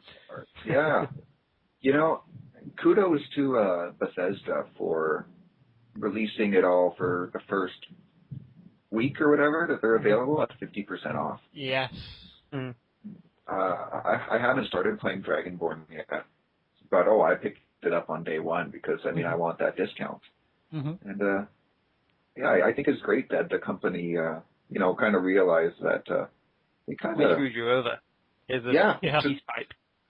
To be perfectly frank, yeah, that's exactly it. Yeah. And it's nice that they're not just trying to earn money from it. That they're Yeah. trying to kind of repair a bit of a reputation. Mm-hmm. So, well, And you gotta say, the game has been playing smoother, too, with the newest update. you so- managed to fix that whole The water lag. ordeal? No, I haven't. My game still freezes every time I go into water. Okay. Yeah. If I can comment on that, for any potential listeners who are encountering this, I remember that back when they released a certain patch for the game, or an update or whatever you want to call it, that problem happened a while ago as well for me. Where every time I would go in the water, my game would freeze. Mm-hmm. And I managed to remedy that by going into my game file and deleting my install data for Okay. Skyrim. And then just having to reinstall that. Thankfully, you don't have to delete your save or anything. Mm-hmm. Just delete your data and reinstall that. I mean, it's kind of inconvenient given, you have to reinstall 4 gigs or 5 gigs of data. Yeah. But after I did that, it worked fine. Okay. So Well, I try X and hopefully that'll work for you. definitely give that a shot. As far as the DLC itself, I'm not overly far into it yet, but the story's actually been pretty nice so far.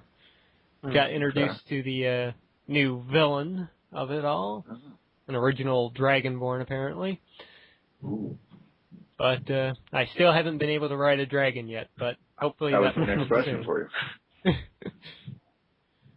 Okay, Yeah. well, that does it for my first one. All right. I guess I'm up next. And I'm just going to mention, I'm not going to go too much in depth about it, given that this game has been out for 5 years now. I've been recently playing a lot of Grand Theft Auto 4. Yeah, since I've been eagerly awaiting 5, I decided, hey, I might as well play through 4 again and then actually play through the expansions for it. Mm-hmm. And So how many times have you gone bowling?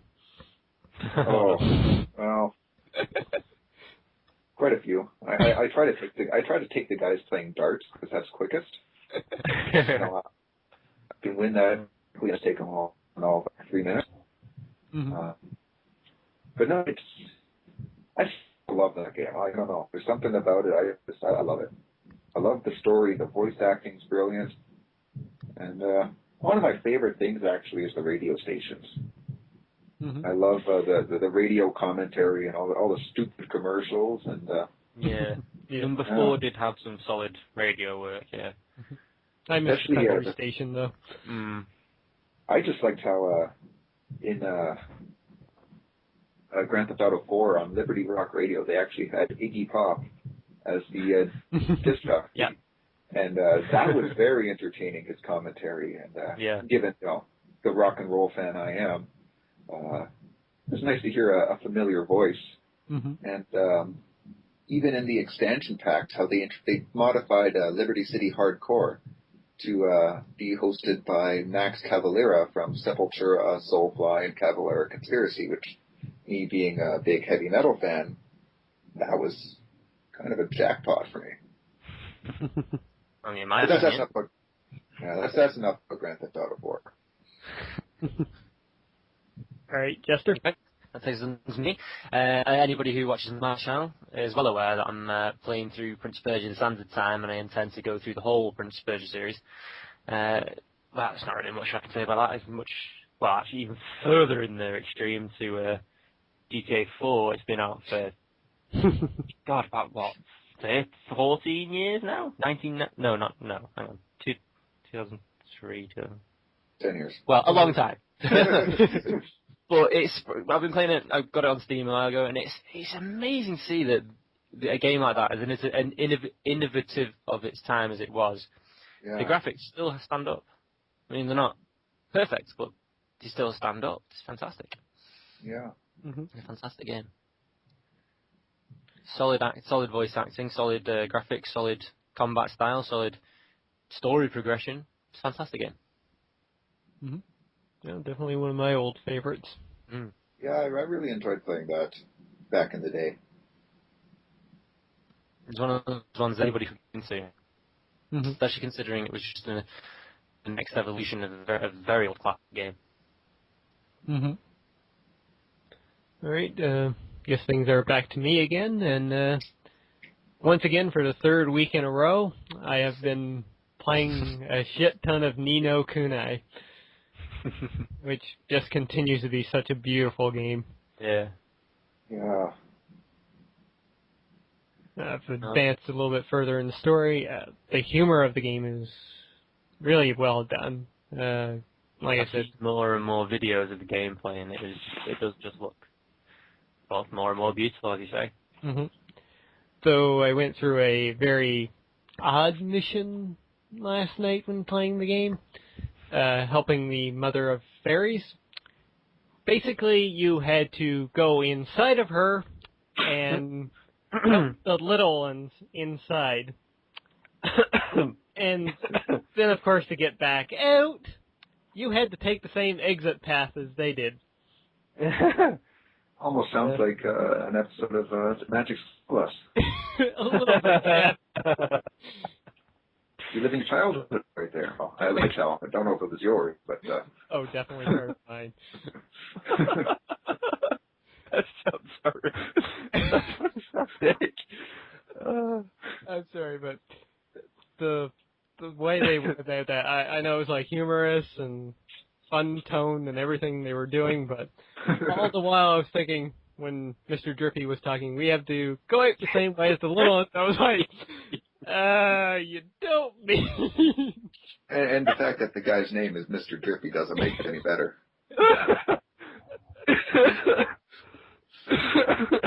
I think we've lost Jester. Oh my god.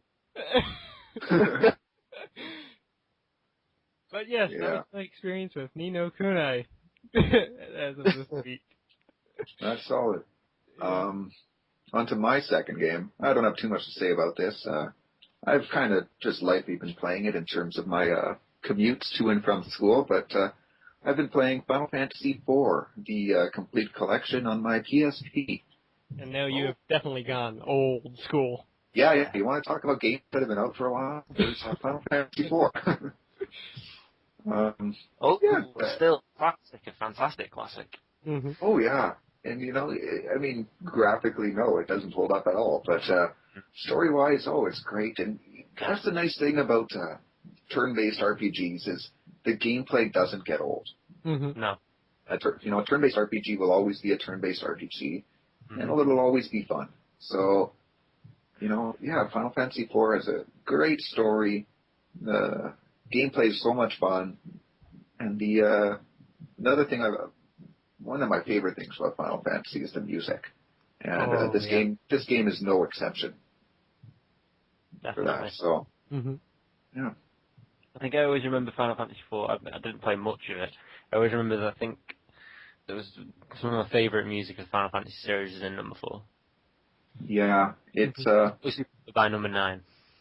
7 will always be my soundtrack of choice as far as video games go. But yeah, 4 is just it's fantastic from the work.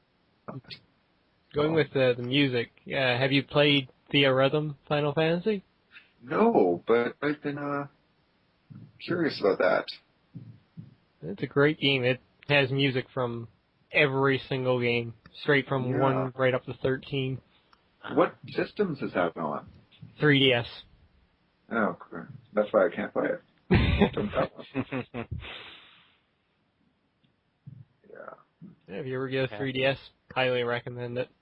Yeah. And on the mention of Nintendo consoles, I think I'll take us on to our... Hey, nice segue. Yeah, nice segue, yeah. May as well. I've been playing, in anticipation for Pokemon X and Y, which I'm considering possibly buying. I've been playing Pokemon Ruby and Sapphire again. I skipped Black and White and Pearl and whatever the other one was. I stopped after Emerald. But I've been seeing a lot about X and Y and thinking, well, they're taking a new graphical style. I might give it a go. So I've been playing Pokemon Ruby and Sapphire just a little bit here and there to get myself back into the mood. And but obviously I'm not as old as some of the other games playing, but yet again, still stands up. Yeah. Yeah, the Pokemon games are good for that. Yeah. Mm-hmm. I mean, I'll still play Red. I'll still play Red from time to time. Oh, yeah. But it's like you said before, turn-based strategy will always be turn-based strategy. Exactly. Mm-hmm. Because I don't really play the game very strategically, but still. Yeah, I'm a lot like that. I talk to some of my friends who play Pokemon, and they all are more strategic with their statistics, and they use those moves like Leer, and then I'm like, if a move doesn't do damage, I don't want it. yeah, exactly. Yeah. The most I use are like the paralyzing moves, but That's I the take people a who very, go into the whole, not abilities, but natures and everything else like that. yeah. That's going a little too far. I just get into as much damage as I can, and that's good enough for me. Yeah. Totally agree with you. I don't know, as you mentioned, X and Y, definitely looking forward to those. Yeah, I'm more intrigued, if anything else, in the way that they're going for an actual 3D, or what appears to be an actual 3D approach. Mm-hmm. Obviously, I won't be able to enjoy its full brunt for reasons just earlier, but still, it's better than nothing. Indeed. Hey, you're still getting a 3D Pokemon game anyway, just not 3D Right, yeah. 3D. Yeah. Okay, so that wraps up our games we've been playing.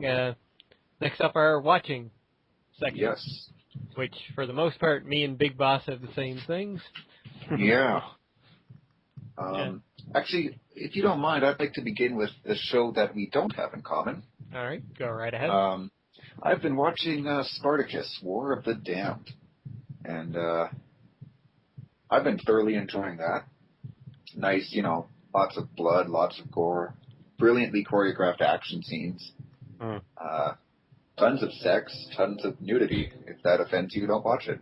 That series I've very much been meaning to watch, but not had a chance. Yeah. Mm-hmm. Same here. It's a great show. I would thoroughly, the violence is very extreme, though. So, I mean, if you have a weak stomach and you don't like seeing people, get their heads cut off and their guts spilled, I wouldn't recommend this. But, and also be advised that there is full-on frontal male nudity as well. You will see lots and lots of schlongs. Podges. Yeah. But the reason I wanted to begin with that is because for people who watch Spartacus, the actor Manu Bennett, who plays the gladiator Crixus, he is actually in Arrow, which is a show that X and I have in common. He's been playing Deathstroke on the last 2 episodes. Impressive. Yeah. And I've been... I've been waiting, as soon as I found out he was playing Deathstroke, I've been waiting eagerly for that, given that Deathstroke is arguably one of my favorite comic book characters of all time. DC character. And him being my favorite character in Spartacus just seemed to match up perfectly for me. Mm-hmm. Yeah. And going on to the topic of Arrow, he's been doing a fantastic job. I've only seen the first episode of him with him yet, but yeah. Yeah. He's even better in the second one. That's all I'll say. Look forward to watching it. I have it ready to watch after this podcast, most likely. I won't spoil anything there. But, yeah. But, Arrow has been doing amazingly well in its first season. Yes. Actually, coming back to Deathstroke, that was probably one of my things I didn't like so much about Smallville was their depiction of Slade Wilson. Mm-hmm. So it was nice to see Arrow do him justice as a character. Yeah. Definitely. They've been doing really well with each character they've introduced so far. Even Huntress was well done. Yeah. Yeah, I've not watched much of their Arrow. Seen bits and pieces, but every bit and piece I have seen has been very impressive characterized. Mm-hmm. Yeah, it's a good follow-up for the WB after Smallville, definitely. Yeah. Makes me wonder how far they all branch out, though. Yeah. But, I mean, we did see Green Arrow in Smallville, so I kind of wonder, are we going to get to see yet another Justice League team-up? Maybe. They are taking a more realistic approach, though. Yeah, they It's are. like they looked at the Nolan Batman films and decided to go that tone. But there's plenty of human characters that they can take. Oh, absolutely. There's probably even some superhuman ones they could just do in the fashion of. Mm-hmm. Yeah. Omitting, counting out certain Kryptonian characters. Well, yeah. Hey, you never know. We might get a cameo by Clark Kent. Working at the Daily Planet. Mm-hmm. Maybe. Or who knows, maybe a Daily Planet newspaper lying around and you see his name there. Yeah. Little things like that would be a very nice touch, I think. Mm-hmm. Little shout-outs. I'd kind of hope that they'd have some kind of mention of Bruce Wayne at some point. Yeah. He didn't get too much mention in Smallville, so... No. What was it, the last episode they kind of mentioned Batman? Yeah, about a billionaire with lots of toys. Yeah. Something like that that. was it. Yeah. Very, very, just a little hint, kind of. Mm-hmm. Well, I suppose in a film done in the mood of Smallville, you're risking changing the mood entirely if you're going to introduce Batman in. Especially with Nolan's version of Batman being the that was dominant the big mood thing. They didn't want to have Batman on TV and Batman in film at the same time. Yeah. I mean, given that we might not see another Batman movie till 2019, maybe? Yeah. Come on, just give them to us on TV now. We'll deal with that. Mm-hmm. I know I will. Yeah. All right, so next to Arrow, we've got another comic book themed show, and that's The Walking Dead. Oh, God. Have you caught up yet, Jester? Barely know, but I'm getting there. But I don't mind spoilers, because I've read all the... I've got all the graphic novels, and I'm quite pleased to find that for the most, not entirely, but for the most part, the series seems to be kind of paralleling with it in places. So I don't mind spoilers, go for it. Out of curiosity, how far in are you? I've gone to the point where, to be honest, about the first episode. I sat down with the intent to watch them all, but babysitting and all that kind of stuff. Right on. Yeah, well, I don't want to say too much about the last episode in case anybody's watching this and doesn't want that spoiled. But I'll just say, it got off to perhaps a little bit of a slower start. Mm-hmm. But holy crap, did it ever pick up at the end? Oh, those last 15 minutes were insane. Oh, yeah. I mean, this whole season has been like that, though. I agree. I thought season 2, at times season 2 was great, but at other times it was just slow. And a lot of what felt like filler. Yeah, they spent so much time on that farm. Yeah. Essentially doing nothing, too. Yeah. Just kind of bickering amongst themselves. Mm-hmm. But, I find 3 it's just been constantly moving. Yep. And it's been excellent. Yep. 3 has been, I don't think I've seen a bad episode, like an episode that I haven't liked in 3 so far. Mm-hmm. So. Yeah, and with 3, too, I mean, episode 4, that could have been a season finale in itself. Oh, yeah. Yeah.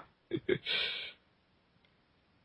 it's been moving so well. I mean, did you even expect that those last 15 minutes? No, that just came out of nowhere. Yeah, I was expecting that maybe 2-3 episodes down the line, maybe. Yeah, and that's the thing I'll say about this season is, like you said, there's been so much that's been happening that feels like season finales. Mm-hmm. So every episode, I mean, you can't watch and so and so is going to be fine because it's not a finale. I mean, every episode you got to be ready because someone will die like that. I mean, it's just, it's no longer deaths and season finales anymore. No, definitely not. Yeah. Oh man, yeah. There's 6 more episodes to go in the season now? I think so. And it blows my mind what they may do in those last 6 episodes. Yeah. And going back to last night's episode, without really spoiling anything, maybe a little minor spoiler here, but we finally got to see the Dixon brothers in action. Yes. And it was, I mean, as I'm sure anybody who's watched the show will kind of guess, that their personalities don't really line up very much anymore, given the time that Daryl has spent with Rick and the others, and, you know, Merle's time being racist hard-ass with the governor. So, yeah, I don't exactly see eye to eye, which, you know, when Daryl decided to go off with Merle, I'm glad they don't see eye to eye, because Merle's a jackass and Daryl is awesome. So it's nice to see that he hasn't completely abandoned his values that he, you know, kind of picked up with Rick and Carol and Sophia as well. So there was a neat little comic, or not comic, but a little meme thing I saw posted on Twitter earlier today. It showed 2 little scenes. On one side was Daryl and Glenn, and on the other side was Daryl and Merle from last night's episode. Going with the Daryl and Glenn section, you had Daryl saying to Glenn that he was Chinese, Glenn saying that he was Korean, and then Daryl saying whatever. And in last night's episode, we kind of got a parallel to that. Yes. With them arguing about Glenn's race. Yeah, when Merle was like, oh, he's Chinese, it's like, he's Korean, yeah, whatever. Yeah. that was a nice touch. I enjoyed that. I don't know. I think we saw a slight little change maybe in Merle there at one point. Yeah, you know, given the way it ended, we'll see how things. Yeah, I mean, you know, there's going to be tension regardless of what happened. But yeah, I'm curious as to how it's going to go. I mean, I think. Well, I'll place a bet right now saying that I doubt if Merle's getting out of this season alive. Yeah, I'll be honest. I doubt anyone will make it out of the season alive at this rate, but yeah. Season 4, just the zombies. Whole new cast. What's surprising about last night's episode too, we never got to see any of Tyrese and his group. Yeah. Oh, one comment though about last night's episode, and this is something that I kind of, thought about this when I was watching with my friends.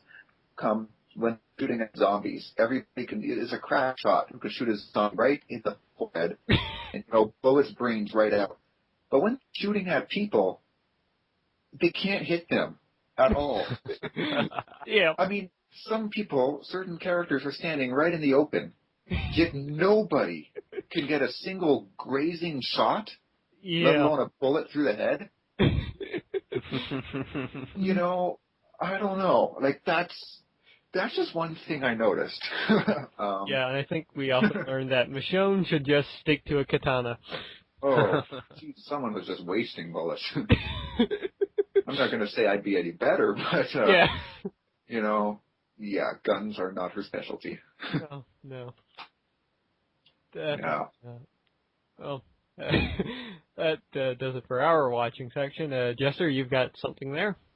Yeah, well, you may have found a pattern in every podcast we do that most of my watching happens online, on YouTube in particular. I have been watching the Mortal Kombat Legacy Season 1, which was I suppose you could call it short series of, I don't want to really call it fan-made, because it doesn't feel like it's fan-made, but a lot of people call it fan-made. It was a brand new take on the Mortal Kombat universe. It had, what's his name? I had it written down somewhere. Anyway, martial arts playing, the black martial artist playing Jax, and it had Jerry Ryan from Star Trek Voyager playing Sonya, so on and so forth. Yeah. And the reason I'm watching it over again is because the Season 2 is coming soon to Machinima. Yes. So I've been catching up, and reminding myself rather, of the first 9 episodes, the 9 episodes of the first season, and man, it's so fantastic. It's brilliant. Every episode is basically it's a brand new take on the whole thing. Some bits are the same, some bits are different, obviously, but it's just a fantastic take on the whole thing. Particularly the Raiden episode. Oh yeah. Or that featured the actor who was in Sanctuary, amongst other fantastic things. He was probably the most considered a controversial casting choice, but I thought it was perfect. I love that guy in pretty much every role he does, and he's brilliant as Raiden. But so that's what I've been watching that again in preparation for the new season coming soon. I'm so enjoying it. More combat. So we were talking about the more combat before, and it's definitely done the game justice. Yeah. In its own way. Fantastic series. Definitely. I agree. The Raiden one was probably my favorite. Yeah. Well, closely followed by the Sub-Zero Scorpion one. That one was good. Yeah, season 2 is looking good, especially with the new characters they're bringing in too. Yeah. And oddly enough, they're bringing back characters from the first people from the first Mortal Kombat movie, because they have the same guy playing Shang Tsung. Yeah. I'm quite looking forward to that, because even though the film had its faults, he was a good Shang Tsung. He was. So it'll be interesting to see. Okay. And it's interesting to see that the trailers also suggest that they're going to take a brand new approach, in that Liu Kang might be a bad guy. Yeah, I noticed that. Yeah. I'm really intrigued by this. Yeah, that goes against, Everything. all the other Mortal Kombat lore that's ever been made. Yeah. But it's interesting, though. Yeah. It could be great. So we'll see. Well, they picked a solid actor. Again, I can't remember his name, but he's a solid martial arts actor, and he's great at what he does. And the suggestion seems to be that rather than defending Earthrealm, he sees it as not worth defending. Seems to be the heavy suggestion in the trailer, at least. Interesting. Yeah. Hopefully it doesn't turn out like the last Mortal Kombat game where we got a cybernetic Sub-Zero. Yeah, hopefully not. Yeah. There is hints that we're going to be seeing. We already had a Sub-Zero Scorpion episode in the first season. There's going to be more in-depth exploration of their origins in this new season as well, apparently, which will be fun. No. It's something to keep an eye on for sure. Definitely. Okay, so that does it for our watching section. Our been reading section, which is a bit shorter and quite humorous in sections. Yeah. Which one of you guys want to take this one away first? I'll get mine out of the way. Well, I haven't had too much time for reading. Not that I'm a big reader to begin with. So I've basically been reading my school textbooks, which consists of sociology books and a compilation of different academic English articles. Sociology is fucking right up my alley there, mate. Yeah, it's fun times, absolutely. Yeah. And I'm sure the audience doesn't want to hear all about parenting styles and functionalism and all that good stuff, conflict theory. So why don't you two take this away? I'll go first, because I'll get mine out of the way as well. I've been furthering in my efforts of catching up with this 50 and 52 thing going around. I decided to pick up a shorter book that I was told was going to be a quick and easy read, and to be fair, it is, because, well, apart from the fact that I have to stop every 5 pages and laugh my ass off. It's a book called New Moan, as in M-O-A-N, of the Twilight Saga. Nice title. Yeah. As you can probably guess, it's a bit of a humorous parody on the Twilight series. And to be fair, it is actually really good, despite its dodgy beginnings. It basically addresses every incongruity and every problem with the Twilight stories, and does so in such a blindingly blatant and just that way shit manner. It's, for example, pretty much the characters in the book know they are characters in a book. The whole point is they know they have to follow a set pattern, and that the main character is this ridiculous she bitch. And it's just ridiculous, fantastic. And they're all trying to get to fulfill their roles properly, but everything goes wrong because this main character idiot is just not going with the plan. It's brilliant. Interesting. I may have to take a look at that. Seems like right up my alley.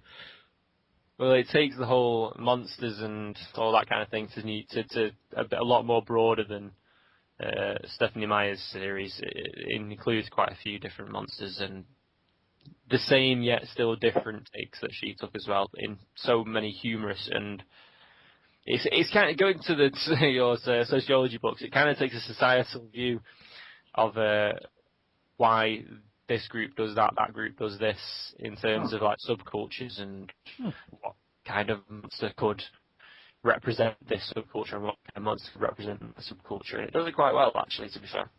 So for idiots, actually quite well written and thought out. Yeah. Indeed. Solid. Nice. Well, my little book for this week is not as humorous as that, but Certainly more interesting than mine. well, maybe. Depends on how you look at it. Still an academic piece. This week, my copy of The Legend of Zelda: Hyrule Historia finally arrived in the mail, which is pretty much a art book / encyclopedia of the Legend of Zelda games. Every single one of them. Yeah, does it clear up the whole timeline? It does, actually. The official timeline is actually included in the book. Oh, that's good. But yeah, I haven't gotten very far into it yet, but flicking through the book, it's amazing the amount of stuff that they cover into it. Down to like that. Down to basic enemies, weapons, everything really. Though the book does lean a lot towards the newest game, Skyward Sword, which kind of makes sense since it's the first one in the timeline. Oh, okay. Yeah, from what I read and kind of know, it covers the creation of the Master Sword. Yeah.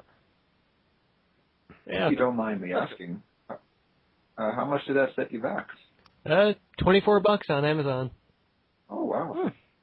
I've heard. Yeah, I've read really good things about it, and some people have told me that it's very well put together and everything. So.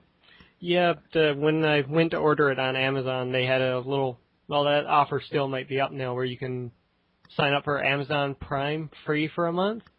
You can cancel it right after, of course, but you can get free shipping on anything. Okay. Shipping from Amazon, of course, but it cost me $24 after taxes, and the normal price here is $38.99 Canadian. Nice. I might have to pick that up. Add that to my book collection, filled with books I never read.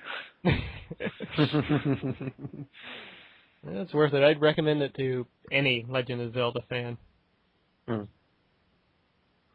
All right, so that does it for me. I really don't have much to talk about the book. Yeah.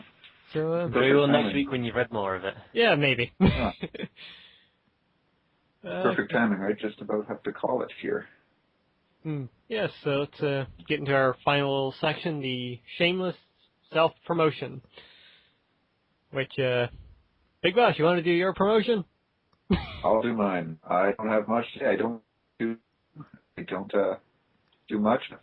If anybody is watching this and needs to find me an interesting person, which I don't see why they would, but hey, if you do, you can follow me on Twitter. My Twitter handle, I believe they refer to them as, is the_highwind32, which I believe X will put on the screen for you. Indeed, I shall. It should be up there for the entire episode, actually. Oh, fantastic. Okay. No Tiredness. Yeah.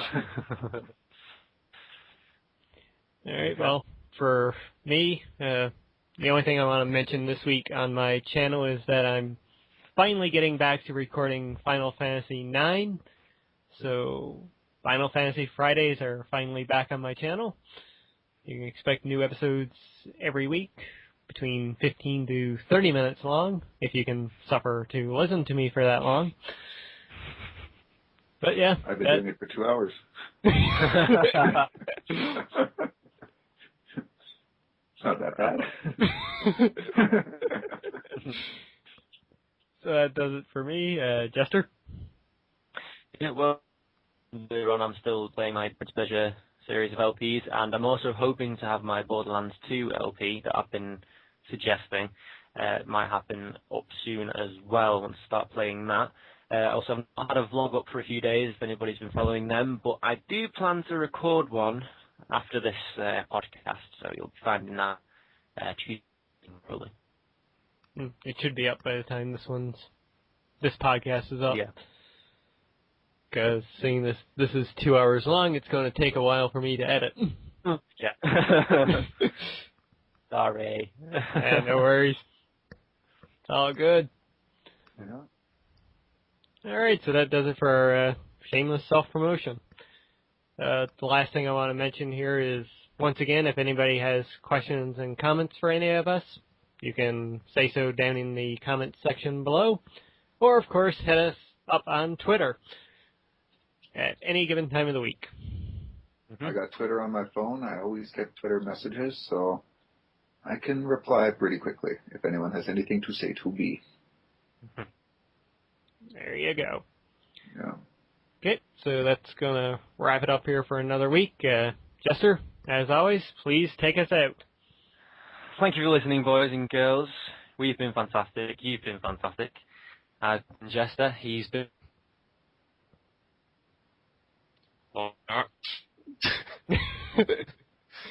Sorry, audio kind of cut on me there for a second. Oh, okay. He's been... Lord X.